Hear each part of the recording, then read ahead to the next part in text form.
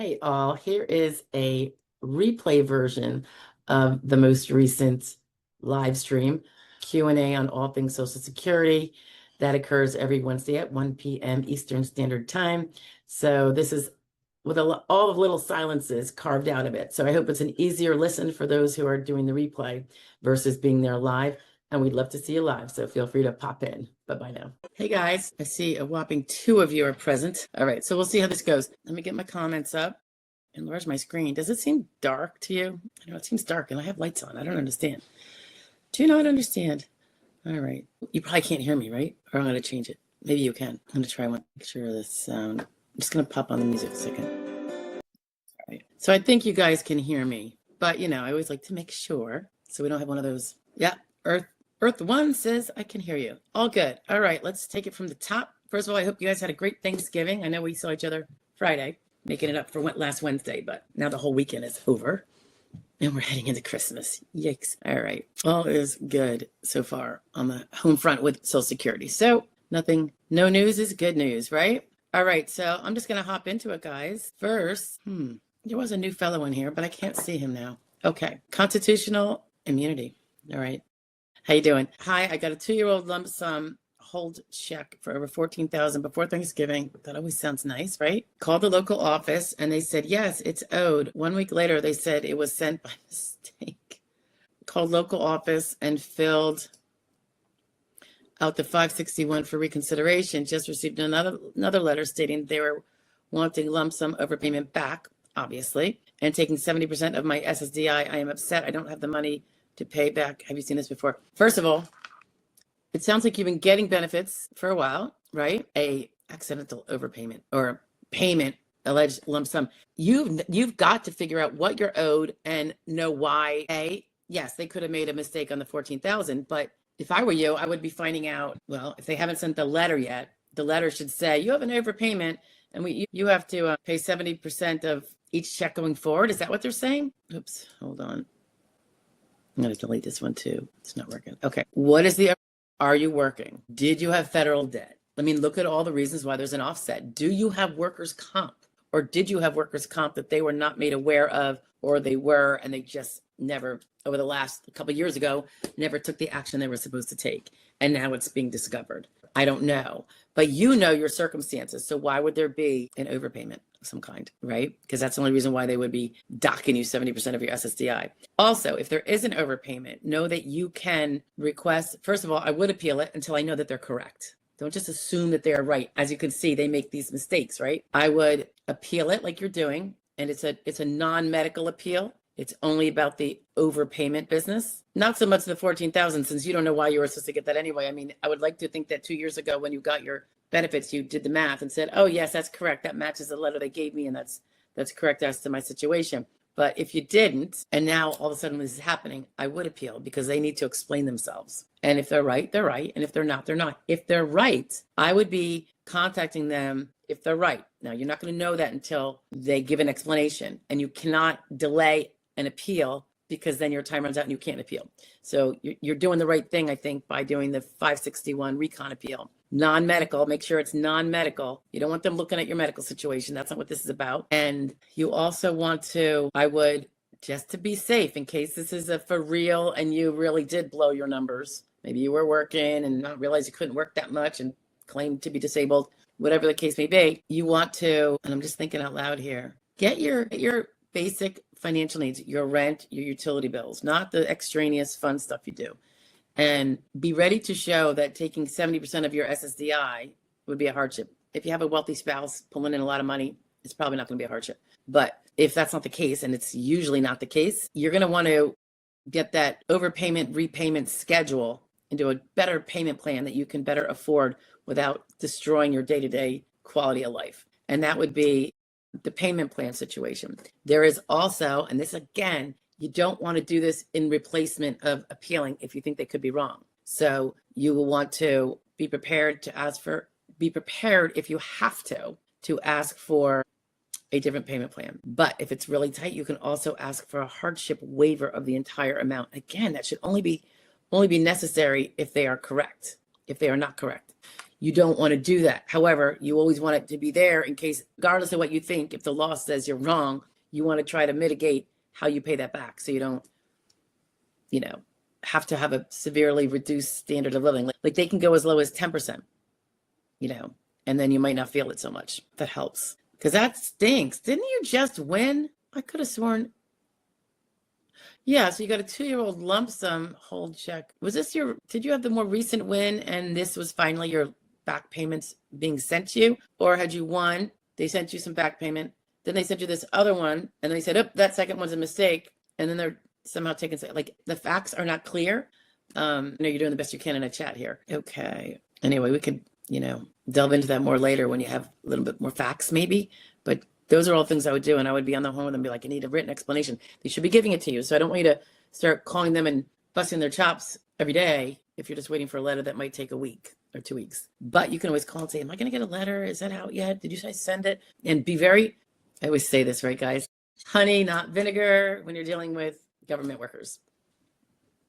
Sometimes they're used to being able to hang up the phone on you. It's like that whole city hall thing, and it's no different in the federal government. So just use honey and not vinegar. I think when you get told something, document who you're speaking with, what date, perhaps even what time approximately, and document what the substance of the conversation was that's your understanding. And I would even, because this is really important stuff, right? This is your livelihood income. I would mail it to them. Doesn't have to be the same day or even the same week, but within a couple of weeks, certified return receipt. And I would also fax it.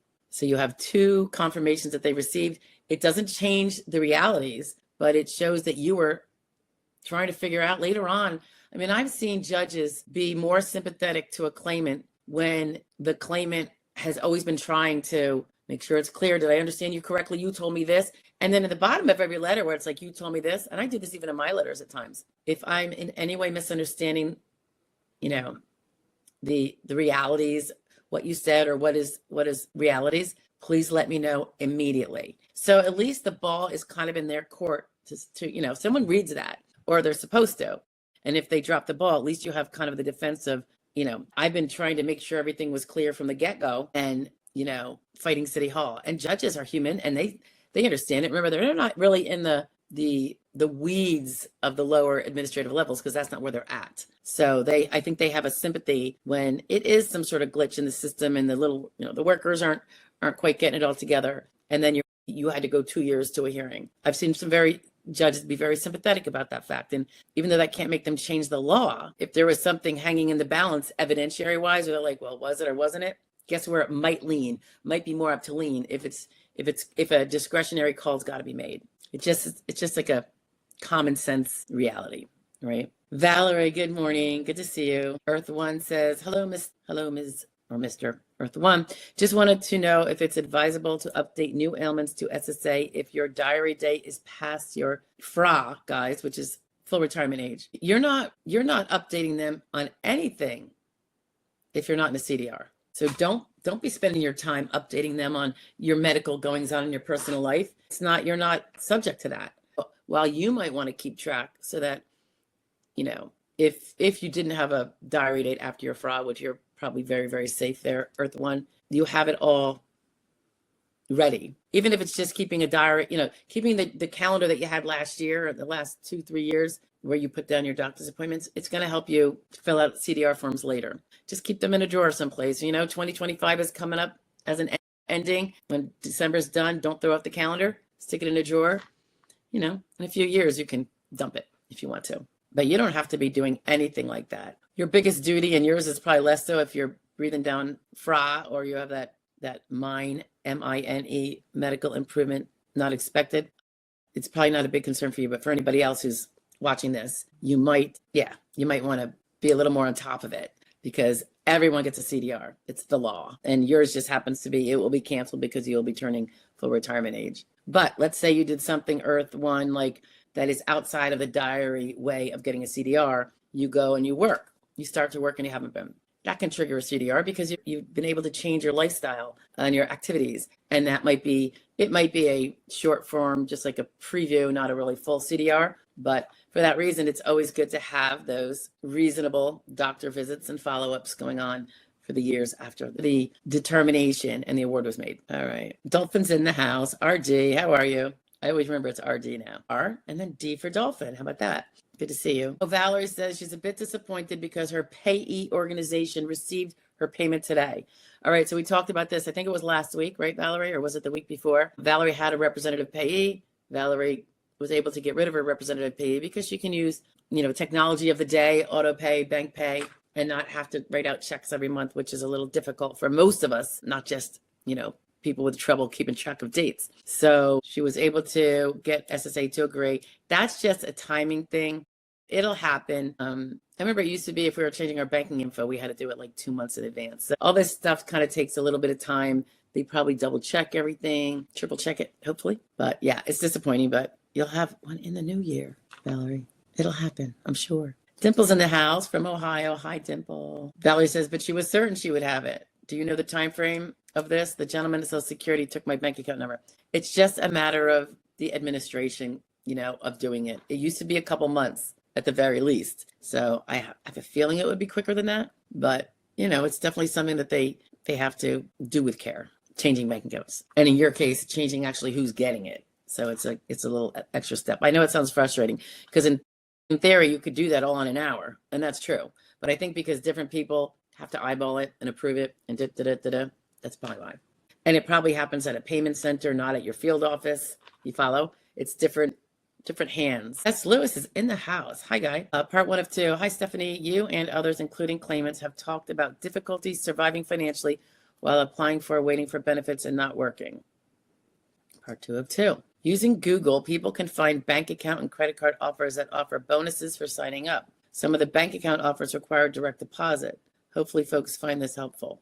Well, there you go. I think I've seen the ones where like if you open an account with them and have direct deposit go to it, they will, after 3 months, give you $200 bonus. And that's great. It's a lot of, you have to wonder what they're getting out of it. And you're talking about while you're waiting for benefits. So I guess that's different. That's before you're getting your benefits. So he's just giving a little tip about getting some bonus, bonus things. There's all sorts of ways. I mean, there's even, I don't want to say the names of the companies, but I've seen them. I know my kids have popped into them where you scan your receipts from your grocery store or whatever, and you start building up these points, and then it becomes a check or an Amazon card or something. Those things are all over the place. And the ones I've seen are actually legit. It's not going to make you wealthy, but it could be nice to see an extra $50 here and there, right? All right. So we have Dane. Am I saying that right?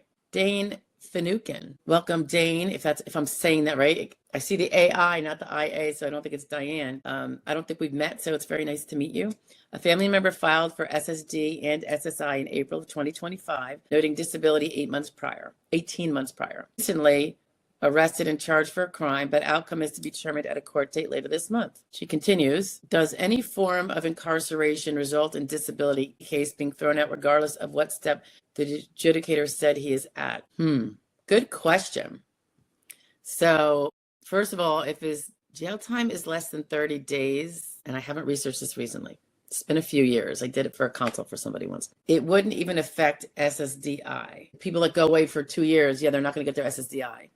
I think their auxiliary people will get theirs, but not his or hers, not the convicted person. SS is probably similar. You have housing, so they're not going to give you anything, and you have food. So you're all good. You don't need the SSI because you're got three hots at a cot, as they say. I don't know, Dane, if they would halt your claim because you are incarcerated. I would tend to think if the person is going to be incarcerated for a long time, they may indeed do that. But I can't say I know for sure. If he's only in for he or she is only in for less than a month or a few months, let's say get 3 months or something. If nobody asks, you got to look at your reporting. What do you have to report? I really can't answer with any kind of confidence on this. Will it be thrown out? So the question is, guys, if it's a case pending and there's an adjudicator and, doctor's visits have been happening and then suddenly the person has to go to jail for a while, will that kill the case? There probably is a rule on it, but unfortunately I can't tell you what it is. If it's short, I think you might escape that. If you're going in for years, well, obviously, because you're not even going to be eligible for benefits. So I'm On a positive note, if no adjudication comes out of it, he can start up again. And they will probably look at his old stuff, plus you'd be giving it to him again anyway. Am I losing my voice again? Doesn't seem to happen faster and faster. It must be the dry weather. Oh, Dane, you're welcome. I wish it was better advice. I mean, I wish I knew the firm answer for you. Hey, Beth. Hi, Stephanie. In advance, I'm sorry, but I called the office, got the fully approved notice, and they updated my bank info. Need you to check your rep status in SSA, please. I don't have to check my rep status. My deal is done, but so it really doesn't. It's no worries. We don't go checking that. It'll just get turned off. And contract-wise, it's already off, so don't worry about that. Carmen Ever, welcome back. Good to see you. Hope you had a great Thanksgiving. Hi, Stephanie. Thank you for all you do. Oh, you're welcome. Great video on SSDI versus military 100 P&T. Yeah. A few of my military friends are on now, perhaps looking for SSD representation. Oh, well, thank you all for your service. You know, it's probably my top warm, cozy thing, my veterans. There's some others that are close, my first responders as well, but veterans, you know how it is. Okay, well, you know where to find me. Valerie, you are welcome. Beth says they had questions about removing other representation, so you want to check that everything is clear for you only. I don't know that me, that's just going to be, they have to reach out to me, Beth. I don't get in there and go, you know, and what Beth is alluding to is if someone has a prior rep on a case and they terminate that, however that happens, and they get a new rep. If the first rep doesn't waive fee, not just back out of the representation or be removed by the claimant, if the first rep does not officially waive fee for the work that rep has already done, then both parties will have to be submitting a fee petition, the old rep and the new rep.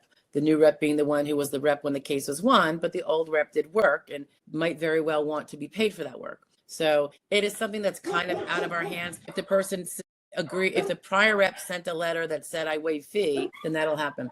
If not, but it's the kind of thing that I don't spend time braining over, Beth, because they're slow and they'll say, we haven't figured. So I just, honestly, it would take away from me doing work, doing this stuff, doing my client work to get them to win. So I try to keep my fingers out of the administration of the SSA. I have cases that have not paid in 3 years, and I just here and there go in on a day where I'm like feeling ahead of the game. I'll shoot out a couple letters. I literally do not. I used to fret about that stuff, particularly in leaner days. I don't worry about it so much now because it will just take away valuable time from something else. So I kind of let them do all of their little, I don't know, disco dancing on it and see where the chips fall. And then if I have a problem with it after they do that, because you know, if it's something that does have to be a fee petition, it does have to be a fee petition. And there's nothing me whining about it is gonna, you know what I mean, is gonna do. So I appreciate you bringing it up though, but don't worry about it. I'm just going to, you know, see where that falls. I'll see what they've done already though, with your little heads up there, but I'm not gonna call and nag them. If they have questions about removing other representation, they can't get their answer from me. That wouldn't even be legitimate because what am I gonna say? Yeah, remove everybody. And pretend they did a waiver of fee. So, you know, like they either have it or they don't, because I don't have it. They would have it, right? Unless you have such a letter, but there's a waiver of fee. Then let me know.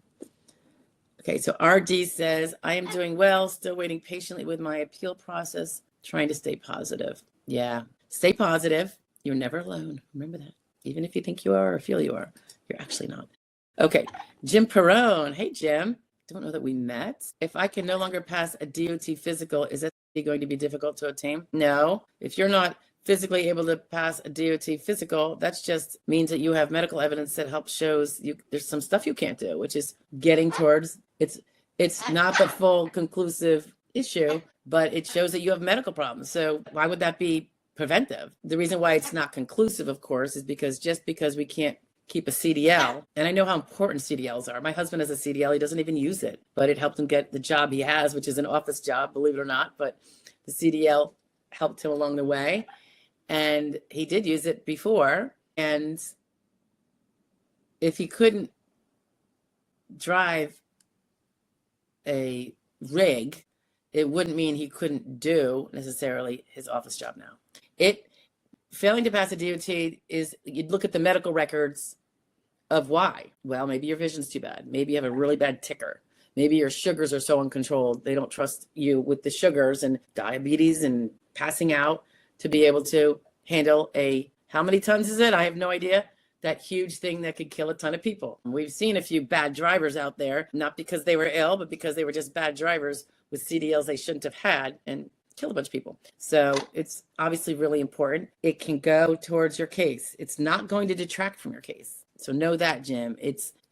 I would say it's bigger than a crumb. You know, I always talk about crumbs of evidence. That's probably bigger than a crumb. It's better than a mere crumb. But again, it's going to, like I said, like my husband, if he couldn't do CDL work, which he's not contraindicated at this point.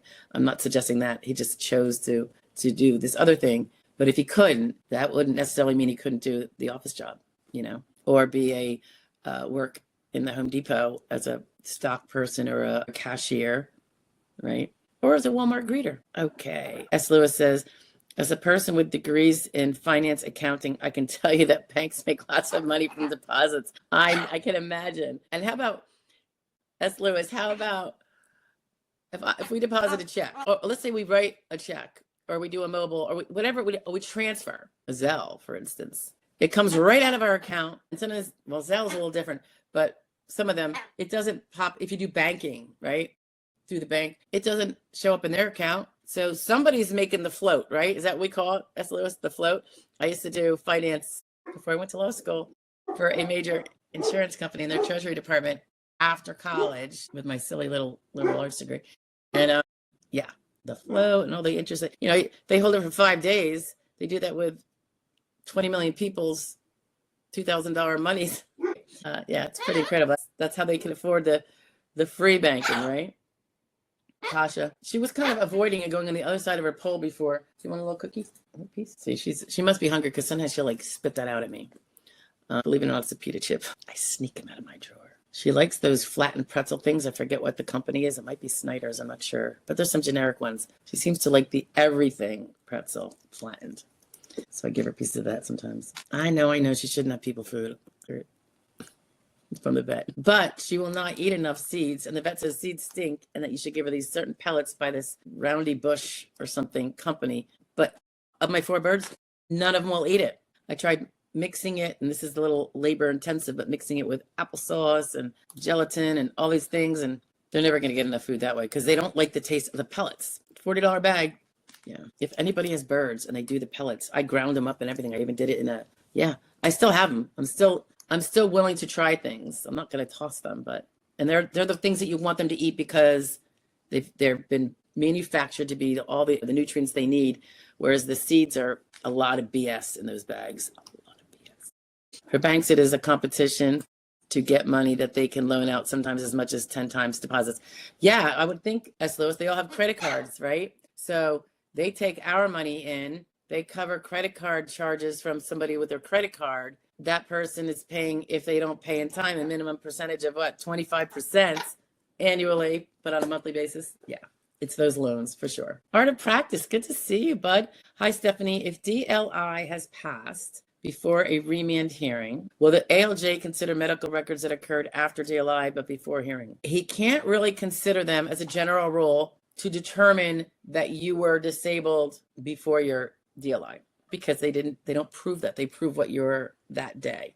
Sometimes I always argue there's a little, if it's like within a month or two of the DLI and it clearly is connected to complaint, like a test result, an MRI you got 6 weeks after your DLI, but it was ordered 5 months before due to this complaint, this complaint, this complaint. I always argue that MRI came after, but it's about all this. You make the argument. But okay, so let's say he does have enough information to find that you were disabled before your DLI in the past. He does still have to prove and show that you continued to be disabled until the present, meaning the date of his decision. So you need to keep treating. I say this to people all the time. You're going to appeals counsel, you better still be treating because you're either going to get denied by the appeals counsel and you're going to refile again if you're able, or you're going to go to FTC court, same thing, remanded back or file anew. And then you have all this stuff to the present that you have to prove. If it's a new period, or if it's the old period that's now continuing forward, you always have to prove that continuity to the present.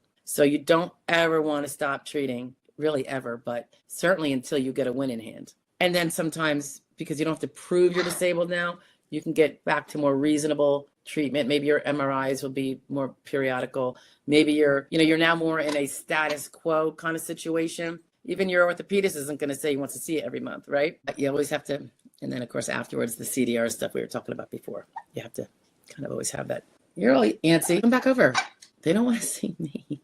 They want to see you. There's Violet. Good morning, SJ and everyone. Hi, Violet. Nice to see you. Meet you? I don't know that we've met. GT dude. Talking to Brian, I think. Hey, Brian, I have a letter. It says we have determined that your condition is severe and results in a finding of disability. In the earliest date we can establish the onset date is 7/20. I guess you're Brian and you got the letter?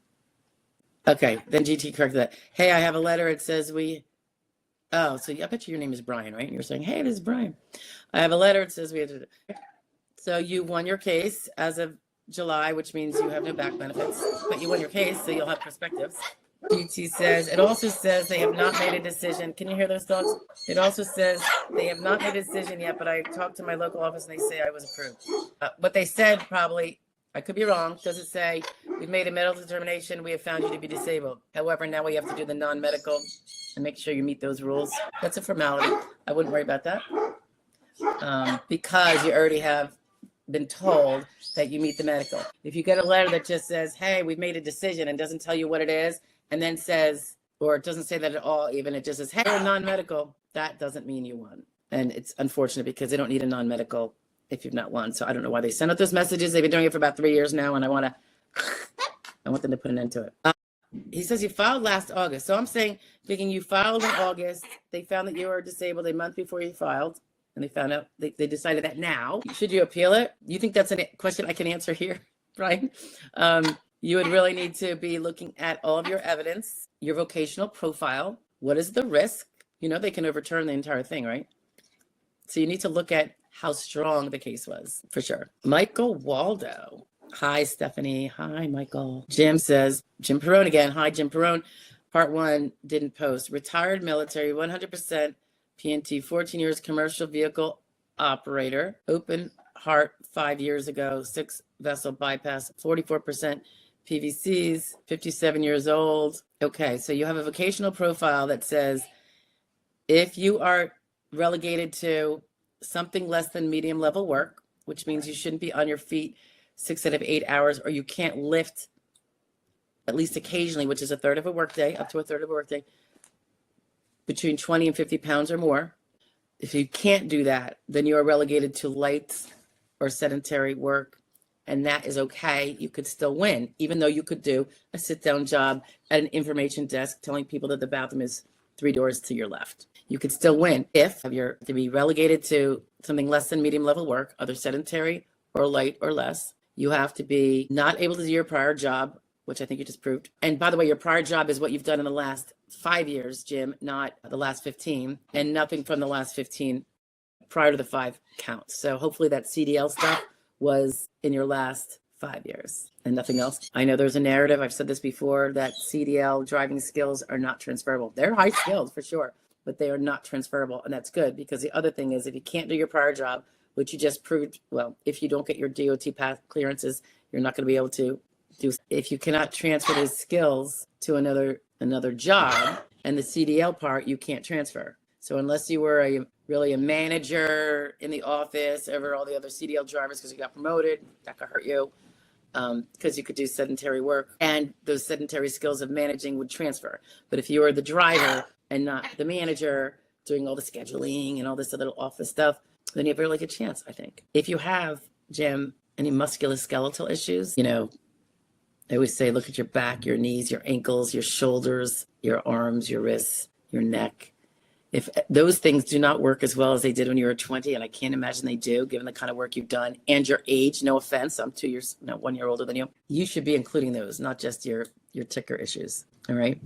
You should be following them, if for no other reason, just to get the evidence that they exist. So orthopedists, x-rays, MRIs, physical therapy, because they usually make you do that. And that's how you're showing that, you know, how much you can't do with it. So there's a lot of strategies to making that more of an ironclad case. So I think it's very possible with the stuff you do have with the heart, they're going to knock out the medium level work, I would think, but not guaranteed. So help them do that by working up the musculoskeletal that due to your age alone, we all deteriorate, most of us. You know, we can't do what we could when we were 20. Work those up. And let me just see here. And by the way, thank you for your service, Jim. And you're 100% PNT. So while that's not conclusive anything, was that due to the ticker or was that due to other things? I would follow through on that. Hopefully you have a representative. If you don't and you want me to take a look at it, you can. I think I have it at the top. I don't know if you guys can see it, but go to the joydisability.com site. Look in the upper left. It's for the free evaluation. It'll come through. Just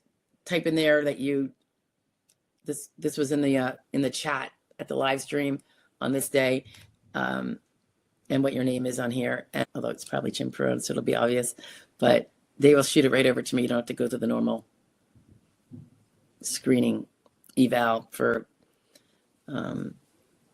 some of those category issues we have, where different categories are topped off and on a waiting list. La Lulu's in the house. Question: for work attempts during appeal, this sounds familiar. Does SSA consider income in the month that was earned? Does SSA consider income? Yes. Or a month actually paid? Oh, yeah, I know there's always two differences, right? It would generally be the month you earned it, not the month you were paid it. So that's where it's helpful to have your pay stubs and all that kind of stuff showing the hours, for SGA and work credit considerations. Work credit, remember, that goes by the year. So, and it will probably be when you're paid, because that's probably when the taxes are withheld, the Social Security taxes by the employer.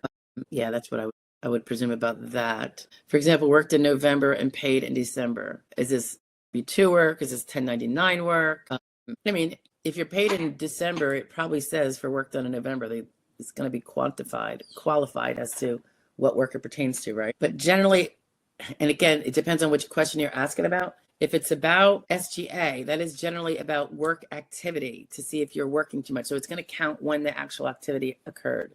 And then just have your proofs if this is something that's going to be an issue, which I don't know it is. Valerie says, the neat part about having a Social Security account online is that I get to see my January payment with my raise. Oh, that is sweet. Very sweet. We've got One Tonner. Okay, nice to meet you, One Tonner. I don't think we've met unless you did a names change. One Tonner says, I have an appointment to see an SSDI doctor an hour from now. Ooh, a consultative exam, I'm guessing, Tonner. Not sure what they do or just ask me questions. My arthritis has kept me from being able to work.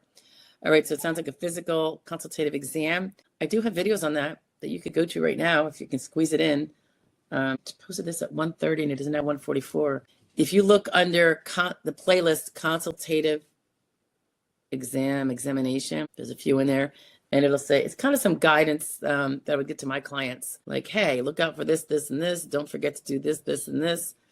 In particular, do not be Superman or Superwoman. Do not underplay your conditions. Do not fail to, if you feel like you need to wince at something that's painful in the exam, don't pretend you don't. Never exaggerate, but don't.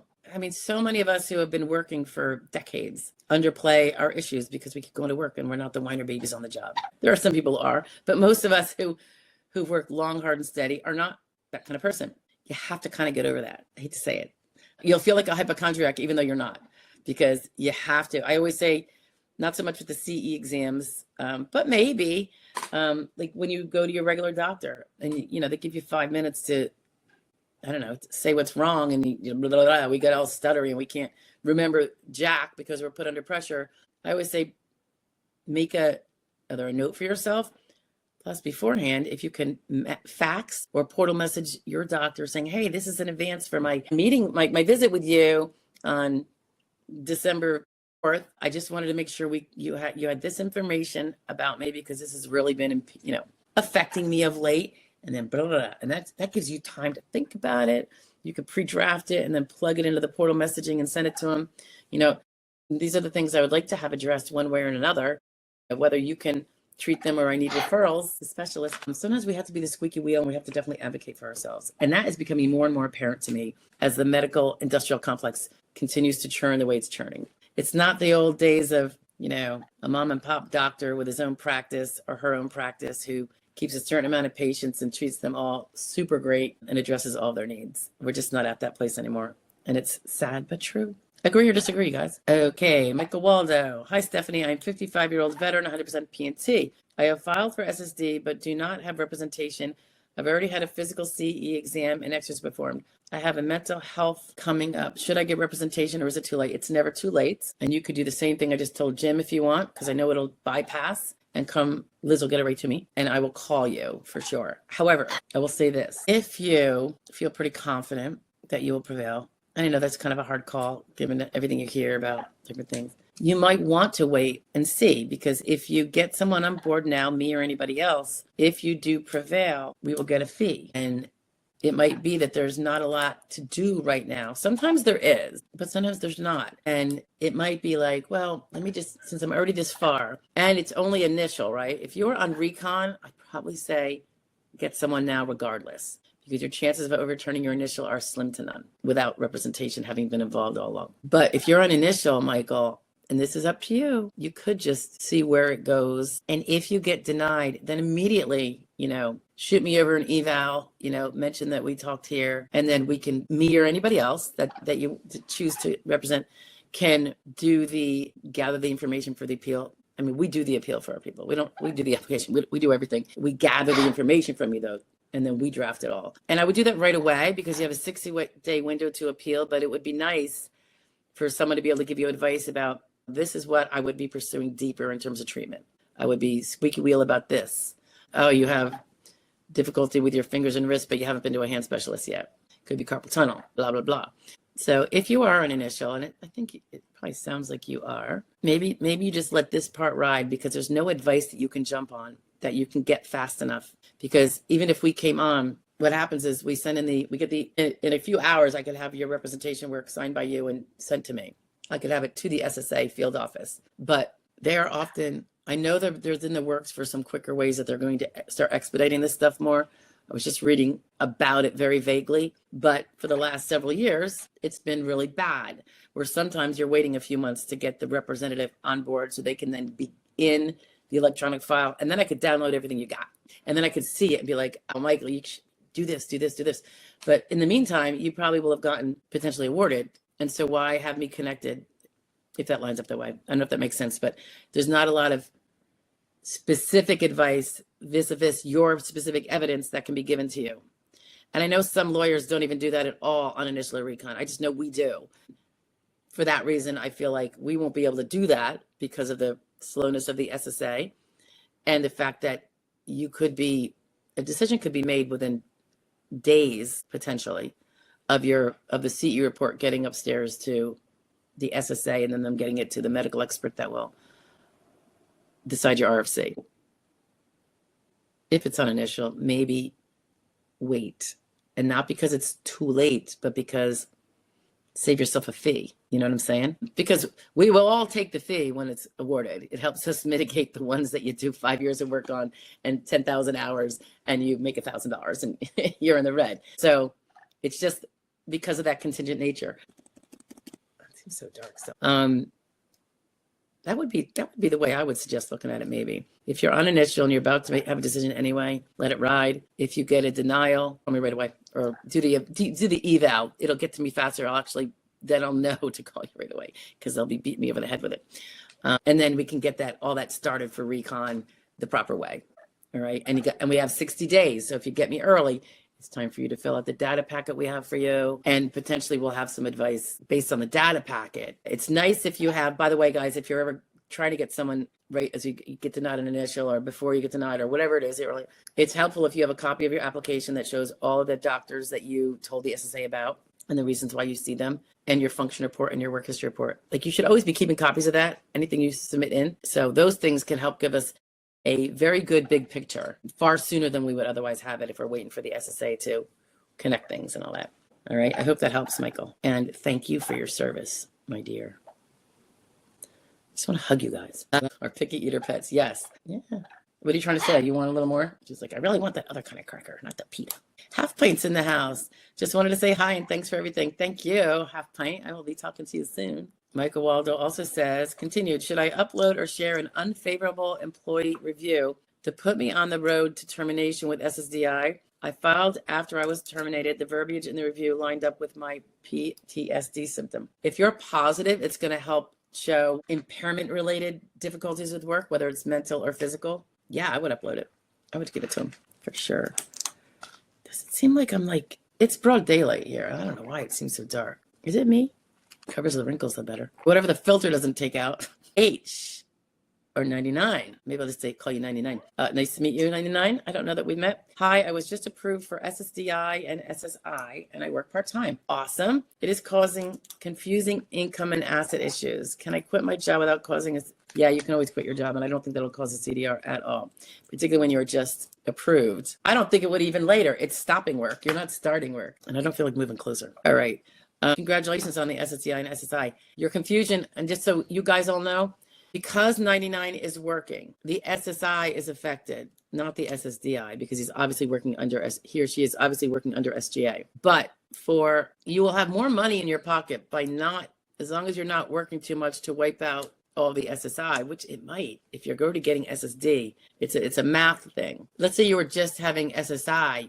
If you're under SGA, which is over $1,600, so you can make quite a bit and still be disabled, as long as you are, proving disabled in every other area. The money alone won't stop it.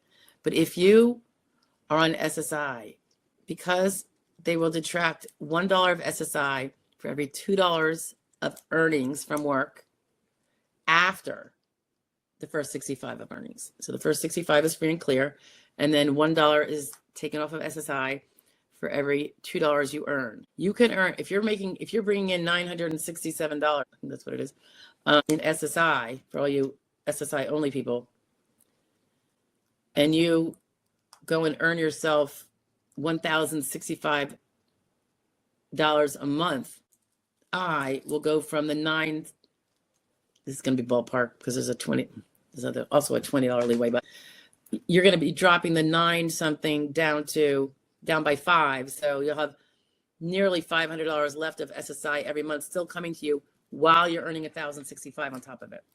So you have a total of, $1,500 and something in instead of, $967 or whatever. So it's, if you like the extra 500, it's worthwhile. And of course, as I always have to say, if you're working, you always want to make sure it's something that is not inconsistent with what you claimed you can and cannot do. And of course, never go over your monetary limits. But I'm not concerned about a CDR or investigation because you quit a job. You're allowed to quit a job. You don't like it anymore. Done. The job did not prove, because you told them about the job, right? When you were in your claim, it did not prove that you weren't disabled. It was work that could be done by a disabled person. So you're good there. 99, do I have to spend all my back pay real quick? Well, you better read your documentation that they mailed you. If you're getting SSI, that will stop if you're a single person, if you have $2,000 or more in the bank, because now you have more than 900 and something that you could pay your own SSI needs, whatever they cover. So if you're planning on keeping the SSI, you have to follow the rules on when you can't have those resources in there. They generally give you, you know what? I'm not even going to say the time frame. I almost want to say it's 9 months, but don't hold me to that. And I would say if you have a lot of back pay, and that could be from your SSD or your SSI, it doesn't matter. It's still a resource the month after it's been received by you. And if you have resources, what are you taking the welfare SSI for? Is the thought process. You can pay for that part yourself. I always say, guys, if you can use that back pay for something that will pay you spades going forward, do it.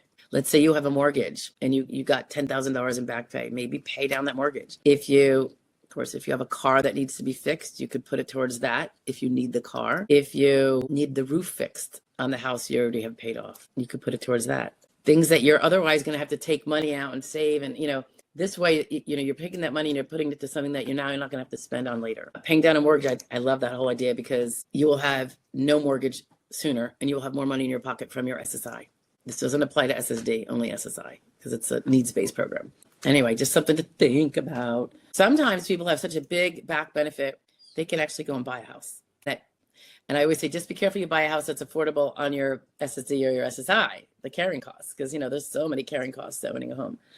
It could be that they go in with another person. So they're only responsible, as long as nobody screws up, for half the mortgage that's left, and they have equity, and they have one day that mortgage will be paid off, and they won't be having to use their Social Security, disability, or their SSI for it. So there are smart ways to spend it down for the SSI purpose. You never have to spend it down with SSD. You can save up $1 million.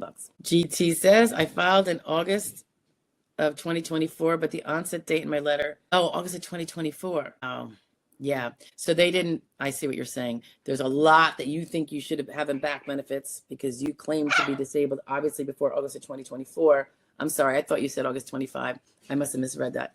My apologies. You still have to look to see what is the chance of me overturning this. Did they have a reasonable basis for finding this date? What happened in July that suddenly was convincing? Did you have a birth date change, GT? Did you turn 50 or 55 in July of 2025? That could sometimes be a trigger for when they pick that date, because that means that you could be found disabled even though you're more exertionally strong than what you would be able to be fined at the younger age. So all these things have to be looked at. You could, I don't know. I know eating the back benefits and not getting them is painful and frustrating. There are also times when an appeal is not going to be a high risk of getting overturned. And I would say that's more likely to be true if you are 55 or older. But I don't know your situation. You might have said it to me, but I have to scroll up. I don't really want to do that, although I'm doing it as we speak. Go figure. Yeah. Okay. I don't think you said any of this. So I don't know your vocational profile, because that will make a big difference on how risky an appeal is. Tammy's in the house. Hi, Tammy. Hi. Can SSDI be filed for if close to early retirement age? Heck yes. It's one of the best times to do it. Rather than take early retirement, if you can avoid taking early retirement and suffering that permanent discount, do the SSDI. You might have to, if you're starving, you might have to file for early anyway, and then hope you win the SSDI and reverse that damaging early retirement result. And sometimes people have to do that. But absolutely, Tammy, it is absolutely, oh my gosh, I can't emphasize it more, because otherwise, if you feel like you have to take early retirement, you are stuck with a 35% demotion in pay. That's not good. So if you want to send up an eval, Tammy, if you need representation, do it. Reference your name. They will get it right to me. Jim is back in the house. Triple laminectomy in 2020. Bilateral knee replacement. Jim, was this about the heart stuff? Yeah, you got a lot going on. Laminectomy, guys, he's got a bad back. Knee replacement 3 months ago. That's the stuff you're going to want to use for sure. For sure. 50% for the back and then 100% for the heart. Yeah, they have totally different, they have totally different criteria with the VA, but neighborly fiend. It's not neighborly friend. It's neighborly fiend. Interesting. 49, heart failure, kidney failure, extremely high blood pressure, severe swelling lower limbs, applied last June. It's been flagged for federal quality control just before final determination. Oh, well, that means because you're 49 has probably helped it get flagged for quality review. I say that, but it's supposed to be random, so maybe I'm wrong there. Don't fly. She can't really fly. She can jump and crash and burn. She's done that before. She's got a lot of energy right now. Yeah, it sounds, but federal quality review is more often than not, I say very, very in favor of continuing to prevail.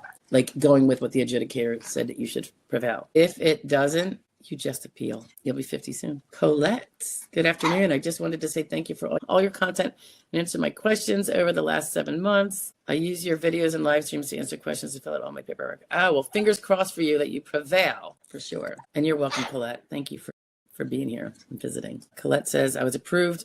There you go. However, they moved my onset date due to my age turning 55 in December. I have been working on this since March of 2025. That's not terribly surprising. We're seeing a lot of that. It's not that it's never been before, but maybe because there's just so many more cases in that range. They are loath to say someone is limited to sedentary if they know finding them at light would get them denied at 54. And that's what they said about you. You could do light work, and therefore you can't win until you turn 55 because you could do light work. So the evidence, and I don't know, what your treatment was about and what you were pushing for, because the forms are one thing.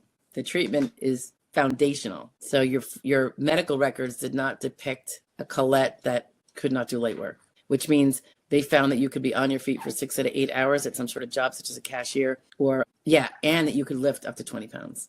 If you had proven that you couldn't lift more than 10 pounds and could not be on your feet for 6 of 8 hours, you had to do a sit down job, then you could have prevailed. So that finding generally comes from the medical records and the treatment and physical therapies and all the things you've been doing and that represent that the person really couldn't be on their feet that long. So if you didn't have that as robustly as you needed, that could be why they said 55. So just like our other friend up above, Colette wants to know, she doesn't know if she will appeal that. They approved me and changed the onset from September 2024. You guys are like twinsies. You and, gosh, see, was it? I'm not going to even guess at which one of you. Yeah, it really will depend on whether it's worth your time and whether there's a risk. It all depends on those medical records. They gave you on your birthday, right? 55. Right. Crystal? Okay. Hi there. I had a medical exam and is scheduled for a mental CE. What should I expect after all exams is done? Usually, but not always, you're on the back end of the adjudication process and they're going to make a decision pretty quick within a few weeks. Sometimes it goes longer than that. One of my clients, I don't know if he's here today, but I know he's very frustrated because the CE exam was like, I want to say 2 months ago, and wanted to know if that's good or bad news that it's taken so long. And I said, it's neither. I mean, I don't know if the SSA is waiting for something or the doctor that was assigned to make the RFC is on vacation, got sick, took a leave, and they got to put it with a new one. So it's not bad or good that it hasn't been determined yet, although the CE was 2 months ago. I will say it's not common though for it to go that long. Not in my experience. I would say they're slower than they used to be. It used to be like, boom, you usually knew within a week or two after the CE exam. I'd say that's not the rule anymore. It might not be the exception, but now there's a higher percentage that take longer for whatever reason. It might just be because there's so many at DDS because it had been so backlogged, a couple of years ago, and now those are now finally getting adjudicated. Now that things are moving along a little better, but you still have to get through all that backlog. The processes are better now, but you're still digging through massive mountains of cases. So I think that's probably what has to do with it. Like Waldo says, understood. Thank you. You are welcome. Oh, I see. 99 who was working part-time gets SSD. I'm just refreshing you guys. And SSI wanted to just quit the work because the SSI got suspended. I say it really depends, because if you like your work, if you're bringing in more money, just keep the work and cancel the SSI. And then if you stop working, and your SSD is clearly below the threshold, you can pop back on SSI. Just an idea, as long as you remain disabled and all that. The work, I should also add this, I didn't say it before, but just as an afterthought, that work might get you to the point where your SSD is now higher so that you don't need the SSI. It actually surpasses the SSI. And you wouldn't be eligible for SSI anyway, which is not so much a bad thing, depending. But if you want to raise your SSD, which also raises your Social Security retirement because they kind of work together, why not keep getting that work-related income that pays into Social Security and changes your SSD? Just an idea. Because if you get off of SSI, you never have to worry about the nickel and diming on, gee, I can't ever win a lottery or I lose my SSI. Because if you have SSD that has replaced your SSI because SSD got high enough now because you're working, you can win the lottery. You can gamble and win a ton of money. Not that I encourage gambling at all. You can marry a rich person. You can be gifted $1 million. You can inherit, and it has no bearing on your SSD. So I know I always sing the rant about, oh God, if you can get from SSI to SSD, because I firmly believe it. There's always another camp that says, yeah, but then I'm going to lose all these extra welfare benefits I get, like this, my that. That might be true if that's what you want to rely on, and that would be locally based. So hello, show them. I don't know what you just said. You have to speak more clearly. This is like your namesake here, Tasha. Tasha is in the house. Hi, Natasha. It's Natasha. She thinks I'm talking to her. Does SSA? Yeah. I know. Does SSA consider unearned income, for example, LTD benefits? Does SSA consider unearned income? Oh, well, it depends. Now you're looking for SSI, which is needs-based, and if you have other money, obviously you don't need the welfare in the same form, the same amount anyway. Or is it SSD? If it's SSD, LTD does not matter. It's not going to affect SSA one tiny bit. There is a common LTD policy out there that employers are buying, and that's all personal to what you have, whether you bought it or your employer bought it, where LTD, when you win your SSD, may want to start offsetting your LTD benefits with what you get from SSA. That would be a term that you or your employer bought for that policy. Has nothing to do with Social Security Administration. They're not going to help them get their money from you or anything like that. And if that happens, it's often going to affect any back benefits that overlap with the LTD. They're going to say, hey, now that you own those back benefits and we paid you LTD, we paid you $3,000, you're getting $2,000 per month for the last year, we should be getting $2,000 back that we paid you that you're getting now for that same month from SSA. That is a term in most of the policies these days. Didn't used to be, and more expensive policies, people opt to not have that term, but they pay more in premiums. Employers don't tend to do that. They just want to provide you a policy, which is generous and great, but it's the cheaper kind of policy now. So you don't get that, both the LTD in full and the SSA, because LTD wants to, they made an agreement with you that you couldn't do that. But your Social Security disability itself will not be affected. And SSA is not going to send them what they say you owe them. That's your private contractual business. You either abide by the contract or you don't. And that's a business decision because you have the business of you. Okay, let's see. Hello, this is Randy. Hi, Randy. Hello, got a quick question. I'm on SSD and workman's comp. Workman's comp. My wife is on SSD and kids get SSI. If I settle for workers' comp, will it in effect could? All right, let's go back to it. He's on SSD. He's on Social Security disability and is getting workers' comp. So do you have an offset, by the way, Randy? The workers' comp 80% rule offset? Workers' comp is different from LTD that we were just discussing because workers' comp is a government-involved program, whereas LTD is private insurance with an insurance company. So your wife is also on, so she's disabled, right? If she's on SSD, she's disabled and she's earning that in her own, on her own work record. So both of you are on SSD. I presume she's not collecting an auxiliary benefit off of your SSD. You said the kids get SSI. I have a feeling you mean SSD as a child on your work record and your wife's joining as they are minors, but they are not disabled, because I would think that your income would be too high for them to get SSI and they'd have to be disabled themselves to get SSI and you would have to be poor. So I'm going to assume you mean that the kids are getting a dependent benefit based on your disability benefits because when you worked and paid for your SSD insured status and coverage, and your wife did also, you guys also paid for that kind of coverage for the kids. Part of that whole thing you bought. So the question continues, if I settle for workers' comp, will it affect, it could affect, okay, so going into it, if you settle workers' comp or you're receiving workers' comp temporary wages, and I am not a workers' comp attorney, I really think my colleague and friend who is one, she should start doing a little channel. Get her on here. Say, come on, Sharon, join Stephanie so we can have a workers' comp. We'll do a workers' comp episode. Workers' comp SSD. We once did a CLE with the overlapping stuff years ago. It'd be great if she came on. Okay, so the workers' comp can, when you get it, can affect your SSD, and you have to research the 80% rule. I know I have videos on it. If you want to look under workers' comp is in the name of the playlist. So just go search on the playlist for that. Workers' comp offset can also apply to the kids if they're collecting under your work record. But if your wife has her own SSD, you can kind of manipulate that and be like, have them, if yours goes away, your wife's family max is still there and not affected by workers' comp, right? It's just your workers' comp. So the kids could still get under there, even if theirs got diminished under yours because your whole set has to be diminished by the 80% rule. I know that gets a little complicated in the weeds, and I'm not an expert on that. I just know a little bit. It's a dangerous thing. So I'm just sharing the fact that it exists, and y'all can do your due diligence or consult with a workers' comp attorney, better yet. GT says he's 32, but I have a blindness and a mental health issues. Do you know if you're legally blind, GT? That would be a listing if you are. And I just want to bring this up too, guys. I have a client right now heading towards hearing.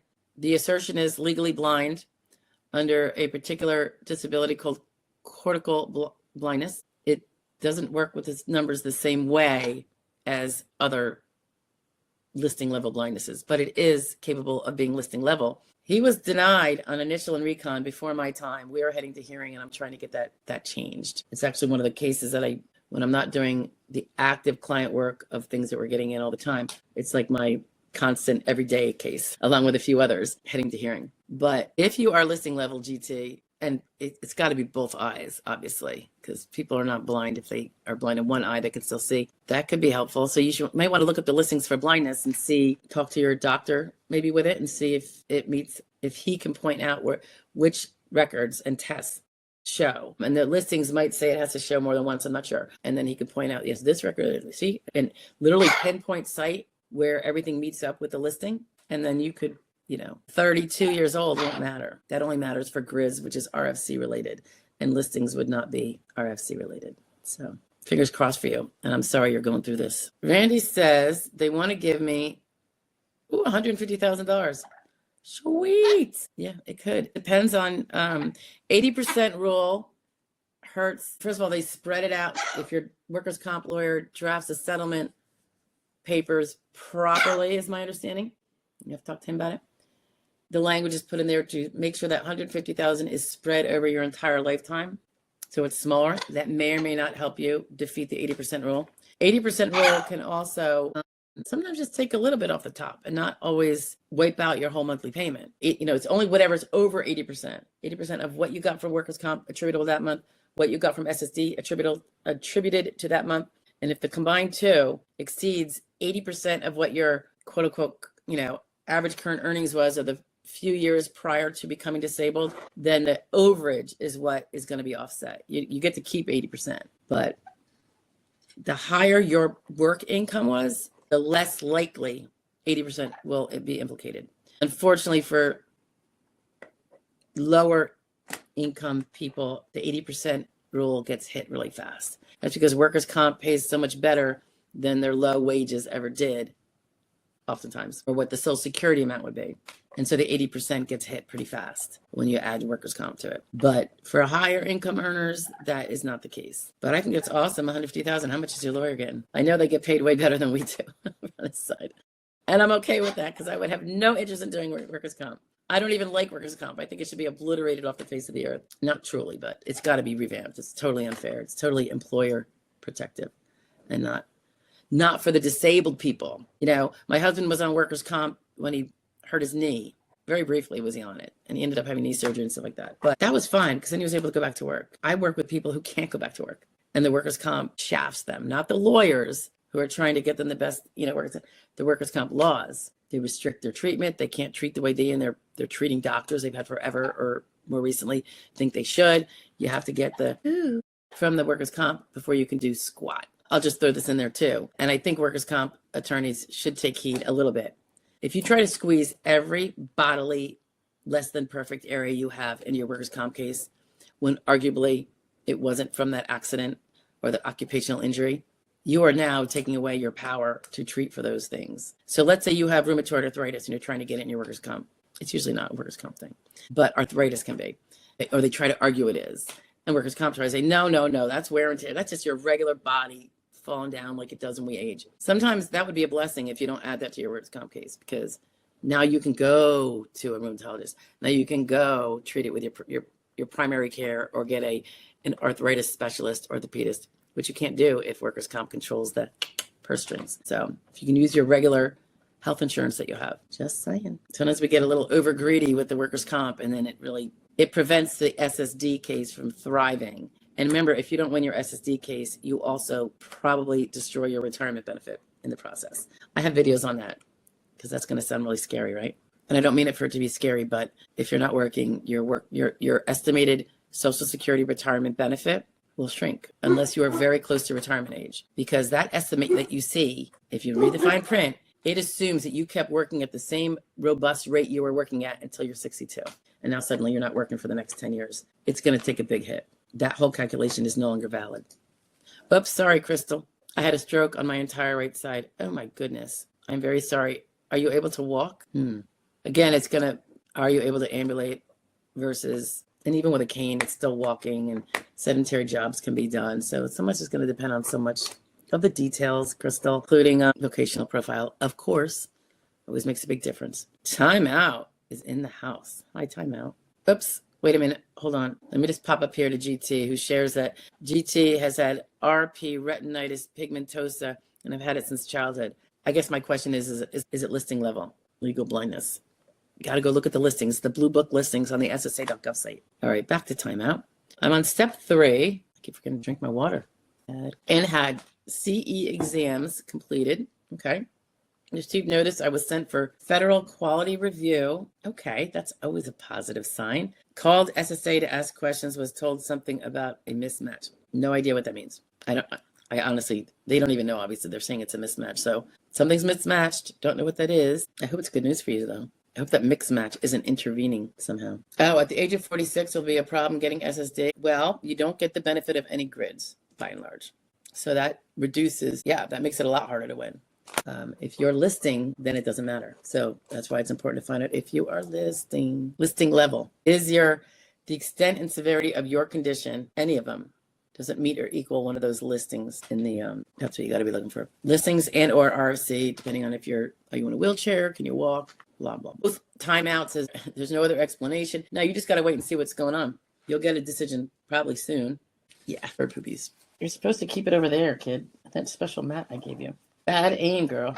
Bad aim. Got to keep a lot of wipes around here when she does that. I have kind of a mat for her, but my hand was too close. I had her a little closer because I wanted you guys to see her, in case, for those of you that like to see her. GT says, had federal quality review and mine was done in about 3 days. Yeah, it usually goes pretty fast. Neighborly Fiend says, I sent an email to my local rep in Congress. And I forget what that was about. See, it's like a sieve. Where are you? All right. I'm going to say this. I don't see a reason why you would have done that at all. Why would you write to your local rep in Congress? What are you trying to get from him? Is your case missing in action for 6 months? You know what I mean? That is what Congress is for. If it got lost, if there's a cog in the wheel, they're not putting their thumb on the merits of your case to have you win over someone else if you don't have the goods. So, and I don't mean to sound that harshly, but yeah, they're not there to get you to win.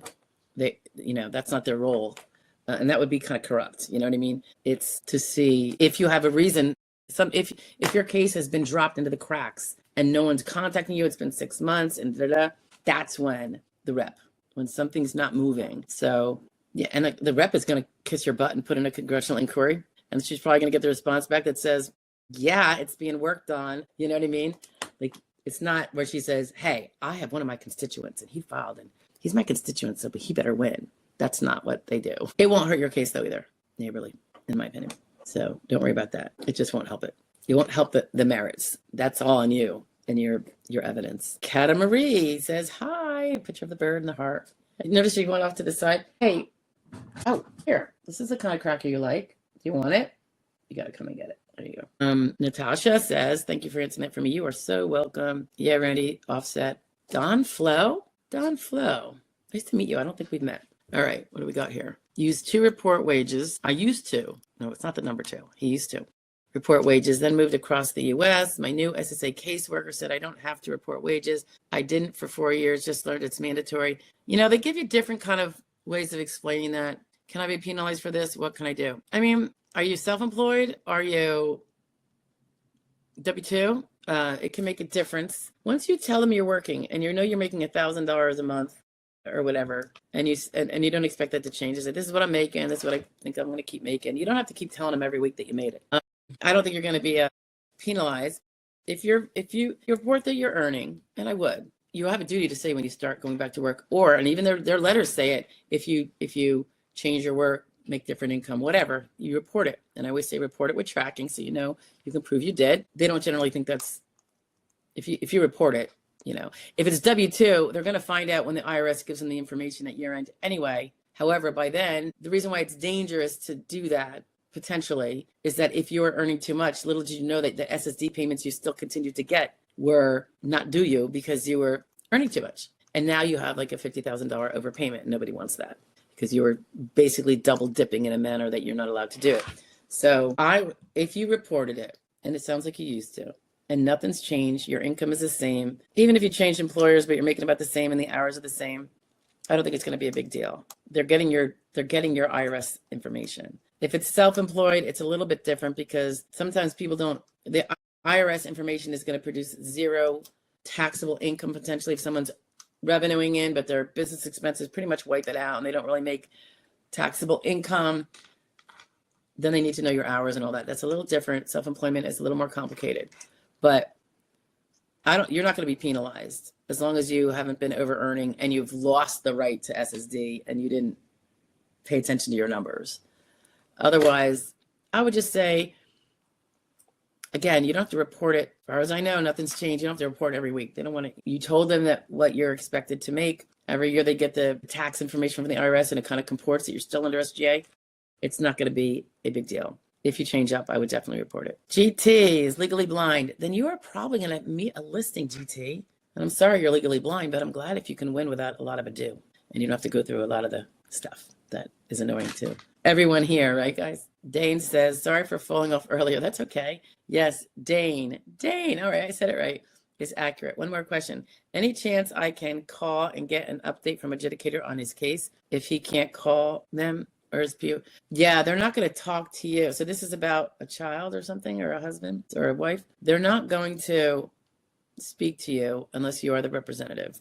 They don't listen to POAs either, by and large. But you can have him right there, and he can on the phone, assuming he can talk, give permission for them to talk to you. If it's someone who's completely incapable, I would have presumed you would be the actual representative as a parent or family member or whatever, if you're not getting a professional, attorney or non-attorney rep.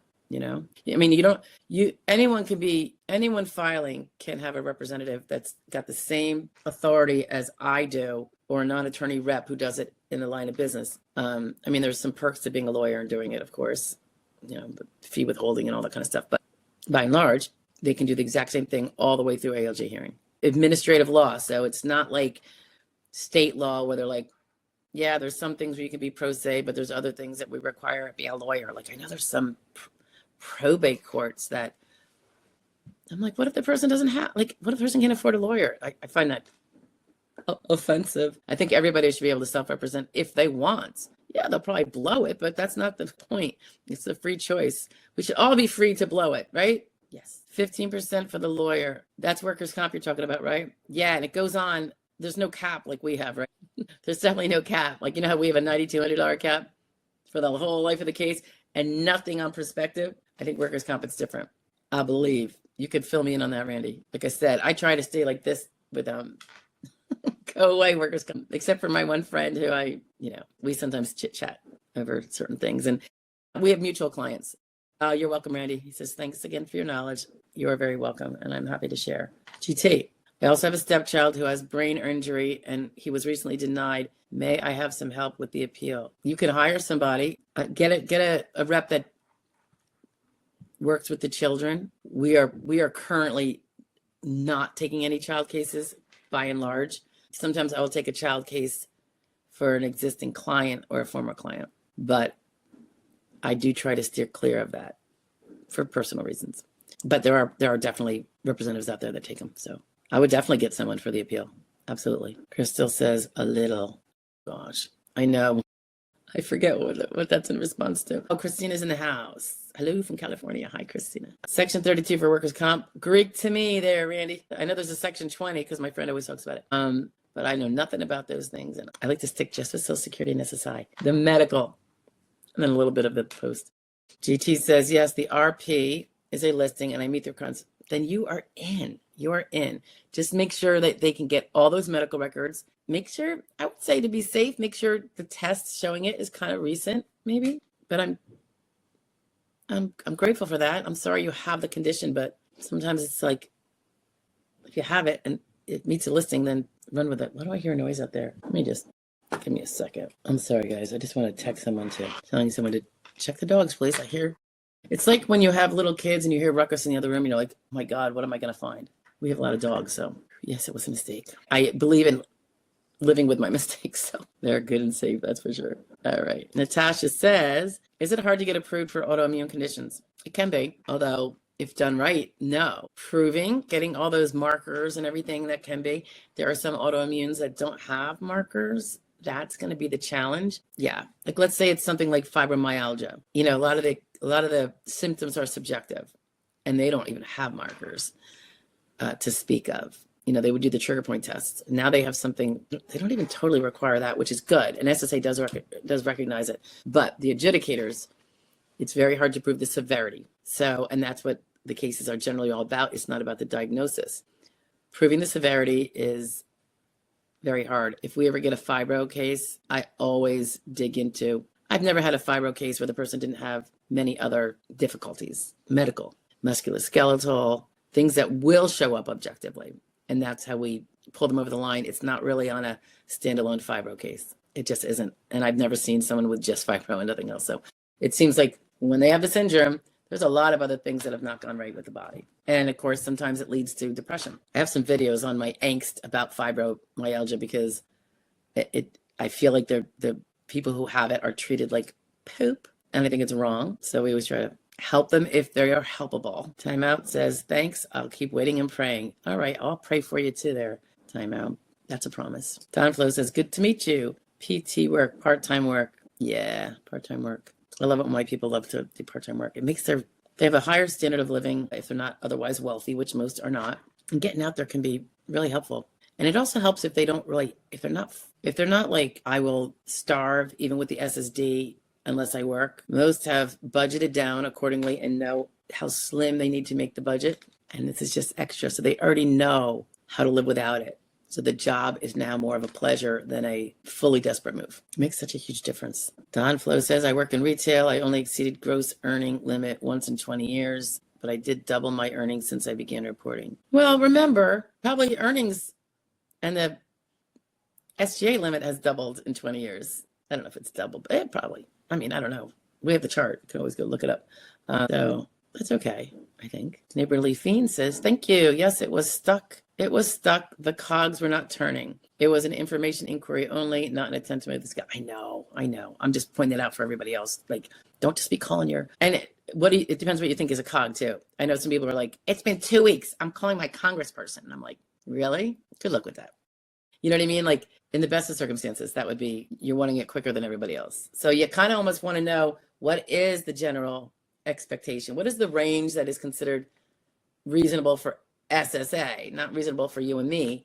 And once that is even on the tail end of that, yeah, I would reach out, because they will do their congressional inquiry, which it will definitely help get a cog out of the wheel. If sometimes we do it when they haven't gotten an adjudicator in months, and the case has gone through the application, it's been processed, it's waiting for its medical workup at the other office, and it's just sitting there. I do know that there's a reason why it's sitting there, so I'm not going to nag them probably for a couple months. But then after that, I sometimes suggest to my person, maybe, just ask the congressperson to look into it. Sometimes it doesn't make a difference. Sometimes they're like, yeah, well, they still got to wait their turn, because they can't, if they play favorites, they're going to be in trouble, right? Just because a congressman asked them. It is very frustrating. I mean, I had someone who was one of the cases that should be priority, a veteran, and it was taking forever. And it's still a slow process, but at least they have an adjudicator now. I mean, insanely long. I'm surprised. And nicest person in the world. Shouldn't be happening. Jane says, thanks again. I love that you care enough to provide the support for so many overwhelmed individuals trying to navigate this very overwhelming process. It is definitely my privilege, Dane. I mean, we all have our crosses to bear, and the people I serve have a cross to bear that I don't have. So I just have the experience with it from the legal side. So whatever I can do to help, I think it's what makes, let's put it this way. This part of it, which is not really the work part, is my favorite day of the week, Wednesday. Like, most people hate midweek, and I'm like, it's my favorite. I get to hang out with people. Otherwise, it's pure work. Work that I love, but nonetheless. Okay. Mitch Ken, I just turned 65. Haven't been reviewed in 6 years. Are my reviews over? Probably. How's that? Is that definitive enough? It's not definitive, but you're 65. You got 2 years left to full retirement age. It's been 6 years. You're probably on a 5 to 7 mine diary. Medical improvement not expected. So I wouldn't be surprised if you are not going to be their priority when they're trying to get much younger people who have far greater likelihood of improving due to youth. Medical treatment often does wonders, So I would always still be diligent, but I would not lose sleep over it at all. And when I say diligent, I just mean following up with your doctors like you should be anyway, right? And you are welcome. All right, guys, we are down through, where are we at? 2:46. We're almost 2 hours in. Does anybody have any additional questions they want to pop in? And I don't know if you guys saw this on the main post on the main page of the channel. And I know there might be a few, but I think this is the main one, I think. I'm not really techie about it, but we had that Thanksgiving Friday Q&A making up for the Wednesday. And I put out there that whoever was there that made a little post in the chat, even just to say hi, any of them that wanted, so this is from last Friday, I was offering a free half-hour attorney consultation. Free and clear. Only a few people actually go to those posts. So right now there's only one in the running because the other one I don't think was in the live stream. If it was, he or she didn't say anything. And of course they didn't know to do that at the time. So I will periodically be doing that again. Right now there's only one person that said, I'd like it. So it was, generally the consults are reserved for people without representation. However, I think it's possible to do them even if someone does, particularly, but it would be with the understanding that it's kind of general information based on what you're telling me, which it is anyway, but it's not going to be legal advice because you've got to go through your attorney who's going to know far more about your case and far more about the processes that have gone on. So I will. I mean, right now there's only one. Jen, you probably know who you are, although I don't think you're here today, because the other person that piped up didn't meet those criteria. And if there's any more, I figured I'd give it a week, and anyone who's there and I could see we're in the chat can ask, and then I would just pull them out of a hat. If there was only two, maybe I would just give up another half hour. I don't know. But anyway, it's something I thought I would do. I wanted to do something for members. Can't do, but I'm thinking, this is almost like a raffle, except you don't have to pay to be in the raffle. And that's why I think it's okay with members, because they pay their $2.99 a month or whatever, and then up from there. That is paid, and they do it to support the channel and the mission that those things go towards, which I appreciate. So I want to kind of do something for them. I just don't know how to do it, because I don't think you could do a raffle that depends on buying a membership. Raffle here is fine because nobody's paying to come to these live streams. They're free.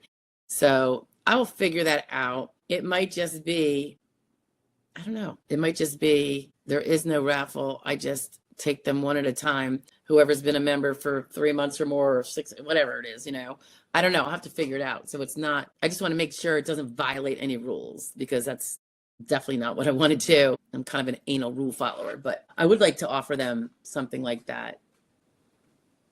We already have, for the members that are dedicated, which is the higher level, they get a really cheap version of the consult if they've been members of at that level for I think at least 2 months. And then what's the other thing? Oh, former clients that come back years later get 1/3 off the consult price automatically, just because they were my clients, assuming I didn't withdraw from them or they didn't withdraw, you know what I mean? If they were a client till the end, one way or the other. So there is that. I just thought it would be nice to do something for people to come to live stream, and I'll be thinking about it more. Like right now, it's just that I'm going to pick one and, try to do them within 2 weeks. So I'll try to figure out who it is, pull it from a hat. If there's more than one, right now there's only one, so she'll have it. Otherwise, just pull from a hat from anyone who follows those little directions that are in the main post. And it's 30 minutes to pick the brain, share any stuff that you would not be sharing here that you want specific answers on, that kind of thing. It could even be document and review, although you can't get too far with a function report in a half hour, but they're more than welcome to give it a shot. So anyway, I'll do that more here. I'm not going to do it with every live stream, at least not at this juncture, because I'm just getting my toes wet in it, and I don't want to overwhelm myself given my schedule, but we'll see. Anyway, let me just double check there's no more outstanding questions. Oops, there is a couple. Kata says, East Side girl like me. Well, I am from East Coast, is that what you mean? Jersey girl. Now I'm Pennsylvania girl, but right over the border from Jersey. GT says, thanks for the help and advice. You are very welcome. Michael Waldo says, continued. Being unemployed in the middle of SSDI claims process. Most of the bills I have outside of my car and home have fallen behind. Is there any help or programs that can be used not to lose? Have you looked at your local welfare resources, Michael? Do you have Medicaid, first of all, health insurance? Do you get SNAP benefits, food stamps? I mean, every dollar that you can keep in your pocket to go towards that house and the car, which is so critical. And assuming you don't have income from another source, spouse, we're just trimming things down. I will tell you, you remember that you're going to have to live on your SSDI. And I always tell people, I go, plan it like you're retiring, because you basically are. And sometimes people have to downsize. If this is going to be something that they're not going to be returning to work for, the improvement is not something that's going to happen. It is downsized. Sometimes I have people who had family of 4 and they have, a 5-bedroom house or a 4-bedroom house. And now it's just them and maybe a spouse. And now their income went from pretty decent to really, if they haven't prepared, Social Security is not going to rise to the level of their income. It was never designed to, and we don't pay enough taxes or premiums for that to be what we bought. Sometimes it's time to sell it and move to a more reasonable area if you live in an expensive area, and maybe get a 2 or 3 bedroom or a 1 bedroom, or a 1 bedroom with a basement. You can read it. But there's so many things you can do and take control and not be subject to your material comfort zone. You can make a new material comfort zone that is far more within the means. It's something that I feel so strongly about, because I'm not disabled and my husband's not disabled, although goodness knows it could happen to anyone at any time. Anyone who knows me from last year, my husband, we thought, had a stroke, and it turns out he had Bell's palsy, and he still has it. gotten much better, and we actually do some outside things like B12 shots that make it a whole different ball game compared to when he doesn't have them. But at the time, it could have been the worst of the worst. We've already been, we're in our 50s, right? And I'm on the upper end. He's my jailbait. But we are looking to, our kids are upwards teens now. And I always say, once you graduate high school, we're moving, and that's what we're doing. And we're going to do it in a way where we have hopefully no or a small mortgage, live in an area we prefer, which would be more rural. I am a country girl at heart, grew up on a farm, but I don't need a lot of material goods. I don't wear a lot of expensive jewelry or anything like that, as you can probably tell. And the relief of just knowing I'm kind of heading in that direction is just really comforting. Not being material is a big part of it, but also I don't need this house with 4 bedrooms, So, if the kids have grandkids one day, I figure there's some bunk beds in the basement. You know what I mean? But we don't need to have unused guest rooms. Nobody really comes and visits anyway. So we'll just kind of figure it out as we go along. But yeah, like having a mortgage here is really good, but because it's been around forever and refinanced, and we're never going to replace that. But I would like it to be where, even with the interest rates of today, although they're too high and hopefully they'll be down in a year when I do this, I don't want to pay high property taxes. We're looking in areas that have low property tax. I don't want to be spending $500 a month on property tax or $1,000 a month on property tax. I want to be spending like $300 or less. Call me cheap, but that's just money pooped away. And I'm a rural person, so that's going to work in my favor. But anyway, just things to think about when you're filing. Like, you have choices. You don't have to stay where you are, most of you anyway, and how to use those back benefits if you get them. That could really be something that could be done if you think about it. All right. Christina says, I saw that, but I didn't say anything because you're my attorney. Which thing? I don't even know. What was I saying? I don't know. But I don't even know what I was referring to. Dimple says, you the best. Thank you, guys. Christina, I think you're talking about the free consult for 30 minutes. Yeah, I'm like, I think I saw you comment. I'm like, you don't need that. You don't need that. All right. Michael Wald and Dimple. Michael says, everything waiting for a possible approval being that I cannot work. Yeah, I know. It's stressful. Just do the best you can and take deep breaths, right? To the extent they help. Little rap guy. Late to the party, little rap guy, but let's go. I recorded names involved with Social Security locations. Also on off campuses, collusions with fake transcripts there, and with the news and interbranch foreign. How do I get them onto paper? What the heck are you talking? Are you spamming here? I'm just going to take that off. Didn't you do this the last time? Yeah, I guess I got to boot him. Sorry, guys. He likes to, I don't know, troll or something. Delete comp. Put user in a timeout. I'll put him in a timeout. We'll see if he does it one more time, maybe next week. Rachel says, hi, Rachel. I don't think we met. When do I write why I haven't been able to follow certain recommendations on function report? You might want to do it on a 1695. Hopefully you've told your doctor, put that in writing to your doctor, maybe in a message in the portal or in a fax. Say, I just want to make clear, I know you recommended this.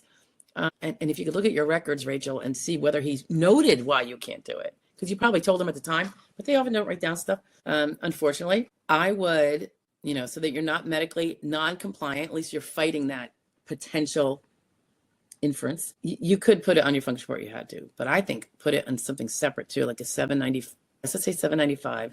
You prepare it in advance. It says, I just want to address on my doctor had recommended this. If it shows up in the medical record, or if it doesn't, but it's something that most people would do, and I couldn't, what is the word? I wasn't a candidate for that. It could be a surgery, because the doctor did explain to me the excessive risks, and I've already had issues with anesthesia, blah, blah, blah. If it's medications, I used to take the medication that was recommended, and it made me very, very sick every time I took it. So I can't take that. And you could say, I've asked my doctor to look for other therapies that will work for me and my very sensitive, GI system.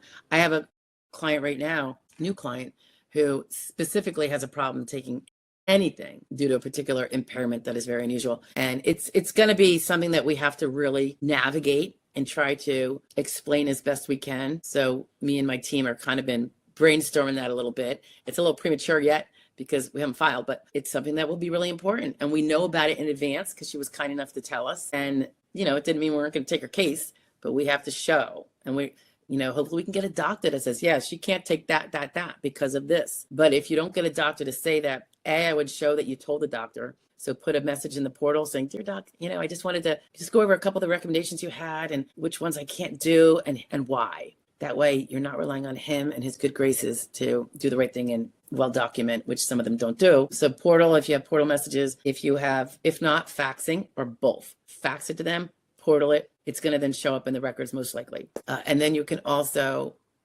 send a copy of that with your 795 saying, just wanted to explain, make sure it was clear why I can't do some of these recommended therapies, but I communicated to my doctor. And he understood, like he might not have said in the thing, but when you told him, he probably was like, oh yeah, okay. And saying he was very understanding and we are looking into other therapies. Well, at least you've got your side submitted. So it's not there at all as a possible valid defense. Michael Waldo, thank you. This is very helpful. You're welcome. Good luck there. I-43. I know there's probably a way to say this. Anyway, your name, that is. Your screen name. If my husband has an offset, do I get at least my dependent benefits retroactive? That will depend. I know workers' comp, if it's a workers' comp offset, I think will be taken, it's either prorated. I don't think it's you guys first and then him. I think it might be prorated across all benefits. Okay, I think that's it, guys. I hear a horn beeping out there. Did you hear that, Tosh? Yeah? Are you going to come over and say hi? Come here. Say hi and bye. Because we're going to get out of here, right? Come on, Tosh. Come on, baby. Anybody have any last ditch questions? Oh, we got a couple. Rachel says, since my appeal, the only forms I've gotten are function report and work history. That would be typical. Would I just download a special form or just fax over a note from me? And that was with regard to, well, the SSA 795 is a blank form that has at the end, it's 2 pages. You put in your whole narrative.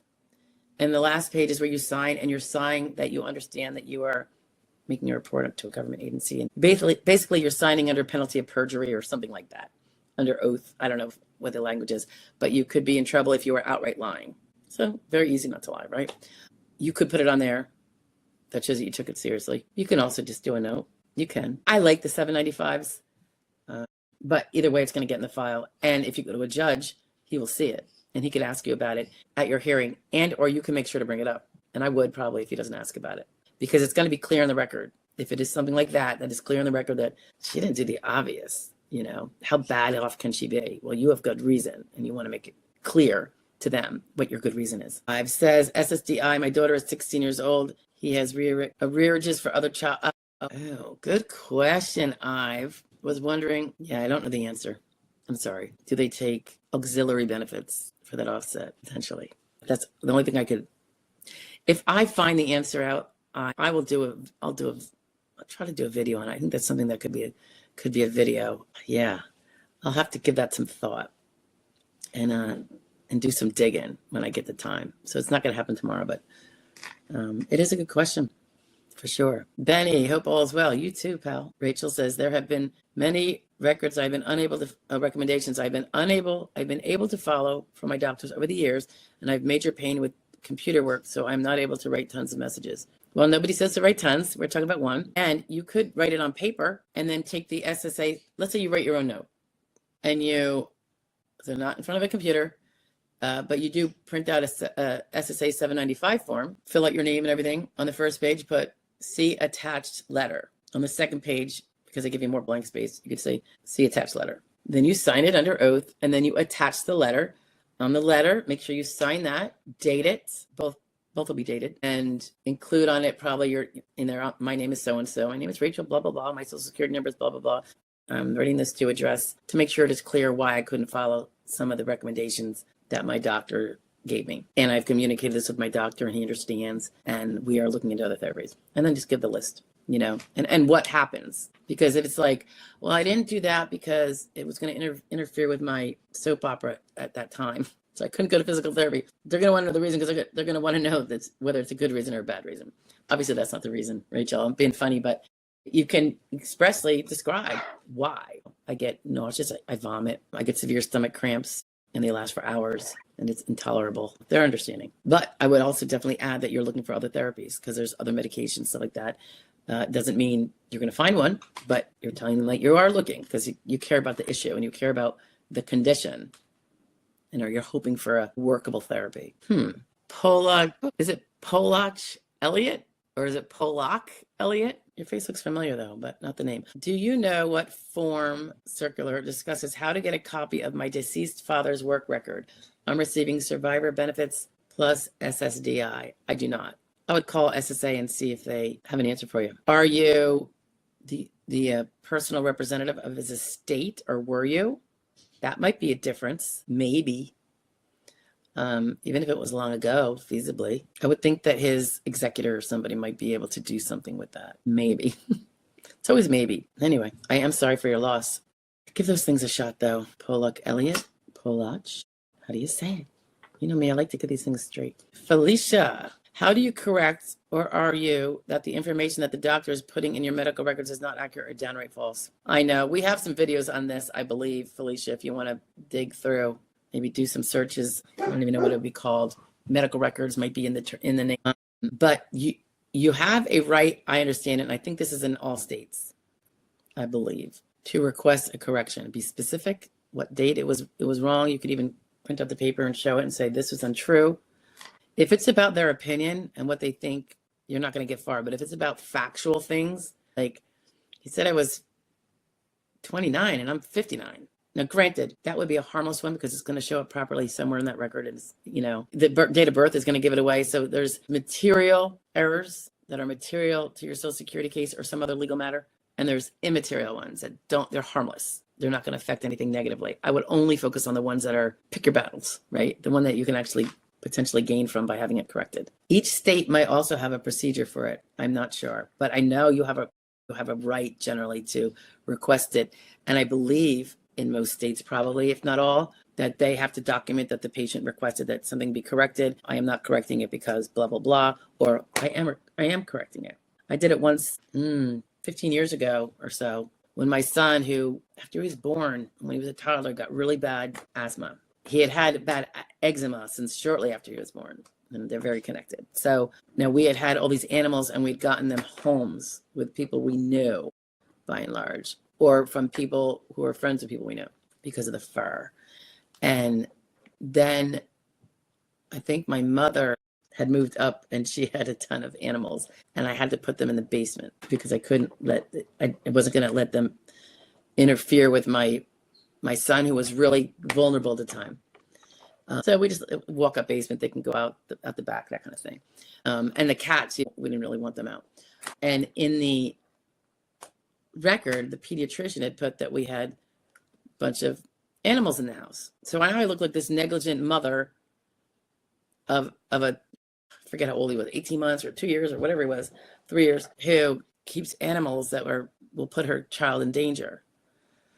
I'm like, not true. And I spoke to him and I said, they're in a totally different, it's a separate in and out. I'm like, they don't come into the house that we live in. And he fixed it. But, he knew I was a lawyer too, but we were friendly at the time. I was friendly with his wife. That kind of ended several years ago, but he did change it and says, oh, the mom has clarified that, blah, blah, blah.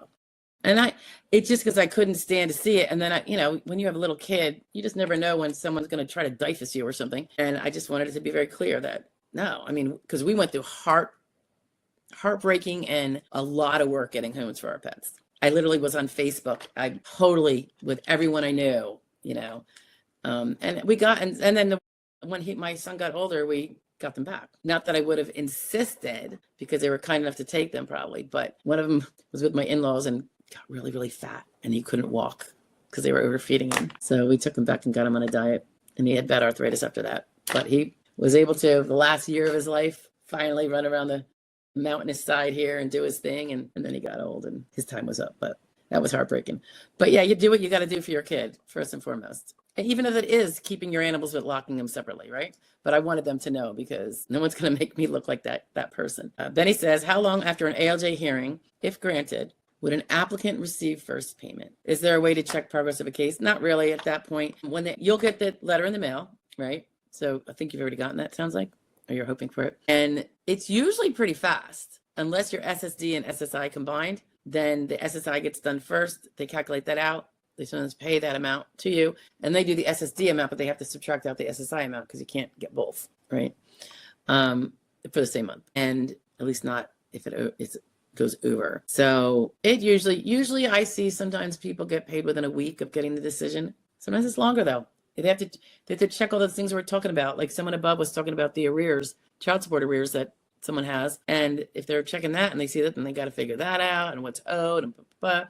If you have federal debts, they look for that. So, it usually goes really fast though. So sometimes it just does take a little bit longer, but not usually, particularly for the monthly perspectives. Those usually happen very fast. Sometimes the back benefits amount, that's where the calculations are. So for what that's worth. Crystal says a representative sent over all forms to sign and sent it back to them after getting out of hospital. And I did, but never spoke to them. You can always call your adjudicator. Are you at the adjudicator stage? I forget. And always update them on stuff. If you are your own if you are representing yourself, you're your own attorney, that is kind of your duty to, when you see a new doctor or you go in the hospital, I'd call them. I'd call them and tell them, and then I would follow it up with it. It's kind of in writing, fax it in with the barcode that they should have given you with a fax number so that you can send it. So now you have proof that they got it. You can also upload stuff like that to your SSA account. They could do that now, as of this year, a few months ago, really. And then you can see that you put it in there in the evidence, like upload evidence too. So that might be the best way, actually, because then you could see it in there and take a screenshot, because gosh only knows how technology can glitch and then suddenly it disappears. So I would do it and take a screenshot. Rachel says, well, different records from different doctors. So if I message every single one like you'd suggest, it would take hours. Well, why don't you just make one letter? God, you're supposed to reference pages and stuff. I know you might have some difficulty. Do you have any family to help you? I mean, that's kind of like basic housekeeping. Would your family assist you, or a friend? Hopefully you have some. Or if there is a way that you can do one that puts in everything for all the doctors and then send it to all the doctors and say, you may have recommended some of these things and we discussed why I couldn't do them. I just want to reiterate it so that you can help me find different therapies. There's many ways to skin the cat, Rachel. You got to be creative, Rachel says, hope this is live. Sorry for all the separate. Oh, it's okay. No worries. Everyone does.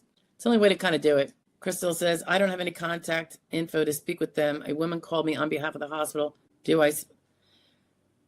What do you mean you don't have any contact info? If you have an adjudicator, they sent you a request for function report. Am I mixing you up with something else? And you just call the number on it. I mean, the function report had a phone number on it. Call them. You know what I mean? Pollock Elliott.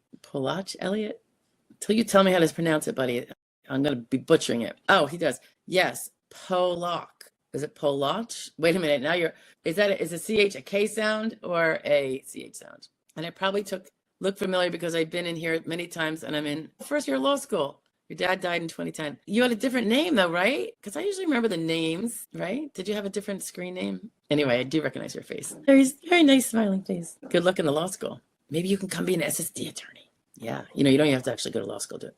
Well, to be the attorney you do, but we can use all the good, conscientious ones we can. Just saying. Felicia says, if the VA finds you unemployable, will the SSDA take that award toward an award? No, but the evidence used to find you unemployable you would be putting that before the SSA. I just did a video on this, Felicia, about TDIU and SSDI recently, like in the last few weeks. So just look them up. I mean, if you search other videos for you, it will pop up. There might be a couple others, but that's probably the main one. And it's pretty recent. It explains kind of why it's not automatic. Yeah, just search under the videos.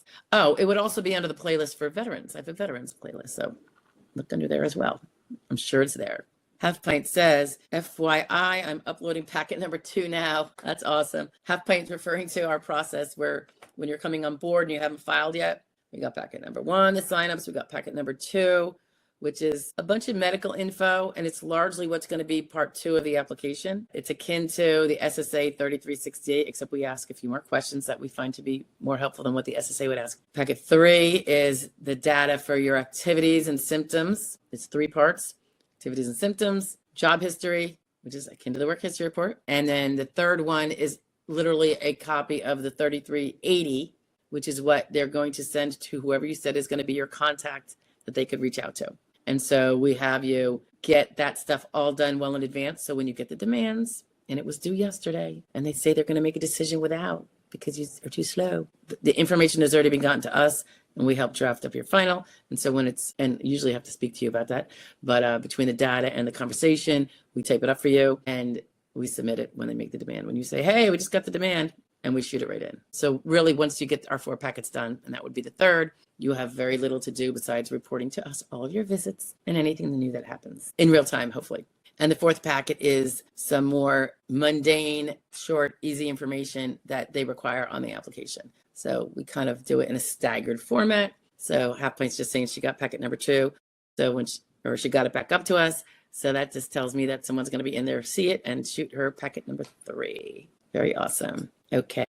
99 says, I was in a telehealth appointment when you answered. My SSI is suspended, but SSDI has been approved and income limits and asset limits back pay.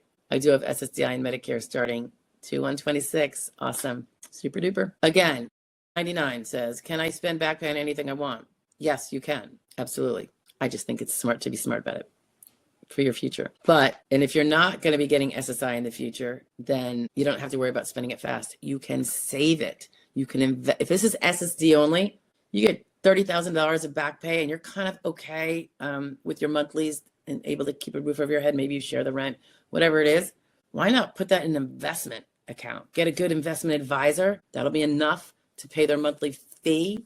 And you can watch that money take off. And maybe you can even put in an extra $50 a month from your income. You know what I mean? I just wish everyone to do this. I wish we all knew to do this when we were starting to work in high school or starting to work right after high school. I just spent it. I thought there was so much time for the future and all that business. And it's not like I made a lot, but I didn't have a mortgage or anything, but I didn't start saving until much, much later. And now I'm so thankful I did. It's so reassuring. It really is. Polach.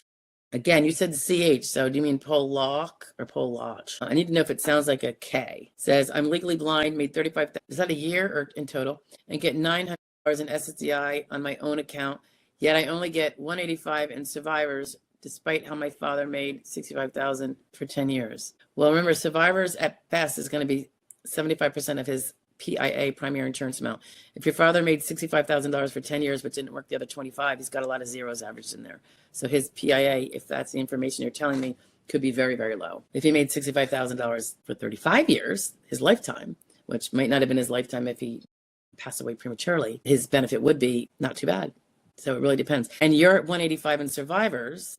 What that probably means is if your SSD is 900 and you're getting 185 in survivors, your survivors is probably 900 plus 185. But first comes out the 900 that you have yourself, and then it gets topped off. Survivors is not in addition to. So I'm thinking you get the highest of the possible benefits you can get from anyone's account, whether it's your dad's, your own, however you're eligible on the different ones. So if you're getting 185 in survivors, that tells me that the survivors amount was greater than your own amount. It sounds like it was $1,085 with the survivors, which would be 75% of whatever your dad's is, unless some other family member is also drawing off dad's, potentially, or more than one person. But if not, so the survivors was $1,085, but you don't get that on top of your 900. That is a fallback, and you get the cap off. So 900 will come from yourself because you earned it. And then the top off is the 185. And if you keep working, you could potentially raise your own to be more than the 1,085 if you're able to. I mean, legally blind, you certainly can. I've had blind clients. I consulted for one last year. She was a total honey. And she had to be careful not to make too much. I know it's a little trickier, but when you find the right way to do it, you can make that 900 something totally different. You just always want to watch. I would say if you're legally blind, you don't really have to worry about TWP. You do have to worry about SGA. Just always stay under SGA. If you make $1,500 a month, actually with blind, you can make a lot more, right? It's almost double. You could make all that. Your SSD amount, your PIA changes every year you work. So you have options. You look like a young guy. So plan it. You got a lot to look forward to. Felicia, thank you for your time, information, and support. It is my pleasure. Thank you for being here, Felicia. I appreciate it. Okay, so it's CH. I keep saying it's Polach, right? Polach. I'm saying it until you tell me it's a K, because you keep saying the CH, so I'm going with CH. Polach. And I'm sorry I was really daft on that. Was I like a dim bulb with that? Taking me forever to figure it out. Polach. Is that your first name or your last name? What is Elliot?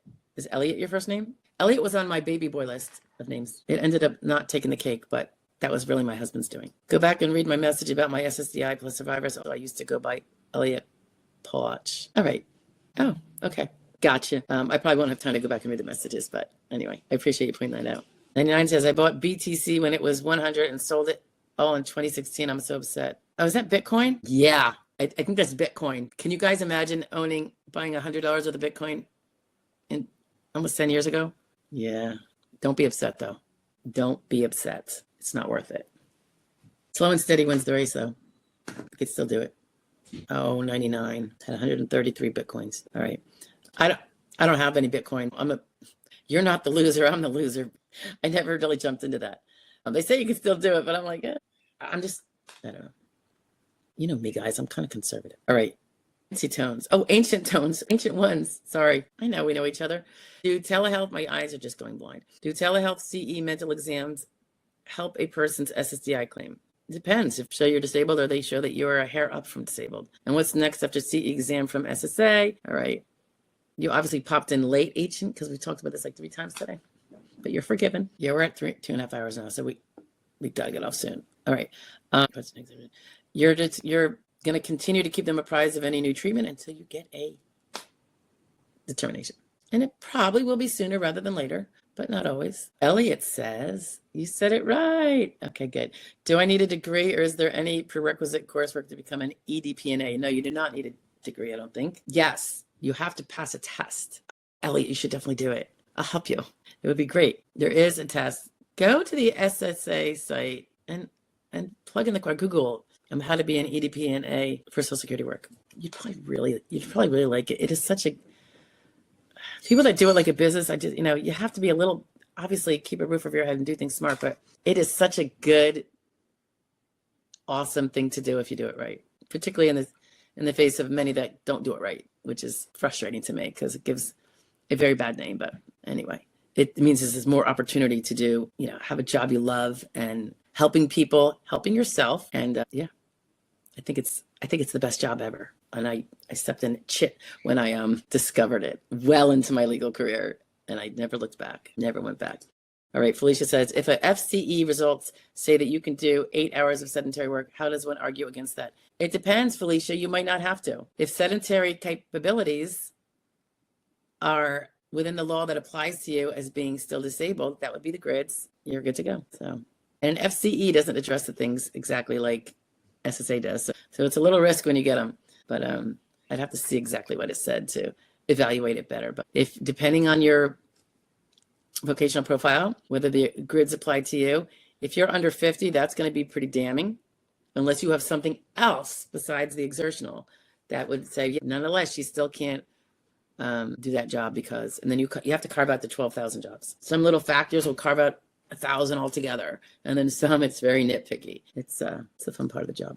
Just kidding. Elliot says, what state are you in? I'm in PA, Elliot. I'd love to find some remote work right now, not to mention I'm well versed in SSA Step 5 sequential CDR. Maybe we can talk. I got to tell you, I keep it pretty lean around here. I do contractor, very part-time, and I will say that it's been hard. I've actually always kind of wanted to have a contractor who wanted to do very part-time because they have SSD and they got to keep under the limit and keep under the hours, but they still got a brain and they want to be productive. And the SSD does not frown on that. So anyway, it's something we could maybe touch on, maybe, very, very, very, very part-time. And I hate to say it, but some of the things, I have a lot of good softwares and I'm trying to help. I know nobody likes automation, but when it's hard to have people that can, even though they get to pick their own hours and stuff, you'd be surprised what people, I don't know if it's the generation, the unreliability is a little tight. I mean, I used to have someone for like 10 years and it was 11 years, something, and it was really good. And then since then I have part-timers now and they're good, could use some more, at least one more, but we'll have to see. I have to see if I have to trim someone's hours, but we could talk about it. Or if someone wants their hours trimmed, that's very possible too. After approval from SSA, how long until a person gets their back pay? That will depend, ancient ones. You know that. It depends. It really depends. Usually it's pretty quick, within a few weeks. Thank you for your help. This is from Silk. Hey, Silk, I didn't see it earlier. Come on, guys. Awaiting official notification, but I'm happy my SSDI benefits are restarting this month after my expedited reinstatement request, according to my benefit verification letter on their website. Do I personally interact with you? I have a feeling I do. I have a feeling you are someone that I was going to help further if need be. looks like we don't have to, so that's good. Ancient One says, thank you. Elliot says, SSA says you need a bachelor's or a high school diploma GED. Yeah, so if you need a high school diploma or GED, it says you have to have 4 years now? Really? Huh, I didn't know that. I guess they're stepping it up. So basically you want to be a paralegal or a legal assistant, office helper, whatever. I think we should look into that further there, Elliot. 4 years of relevant experience. I mean, does fighting your own claim count? I would think so. It should, right? Probably bang out a year or two on that alone. All right, guys. 99, you are so welcome. It's good to see everybody. We're here a little over time, but I'm going to kick off now before my throat falls out of my face. I will hopefully see you guys next Wednesday. Same bat channel, same bat time, 1 p.m. Eastern Standard Time. And remember, we have our 12 o'clocks every day of the week, pre-recorded. And feel free to always suggest videos if you think you want them. What else? Upcoming ones, we just started the multi-part little minis on function report things to consider if you have mental health impairments, because people tend to interpret the function report as physical only, but it really isn't. There's a lot of ways to get your mental in there. So it's kind of lengthy. That's why we made it into 10, I think it's 10 little 10-minute segments. So anyway, I hope that's helpful for the mental health crowd, because I think it could be useful, because they definitely destroy their function because they're just thinking without thinking these ways about what they should be thinking about when they answer it. All right, we're out of here. Guys, have a great week. Merry Christmas to everybody. It's coming up. And merry to anything else you might celebrate if it's not Christmas. But I'm going to wish you a Merry Christmas anyway, because you deserve it. All right, guys, I'll talk to you later. Bye.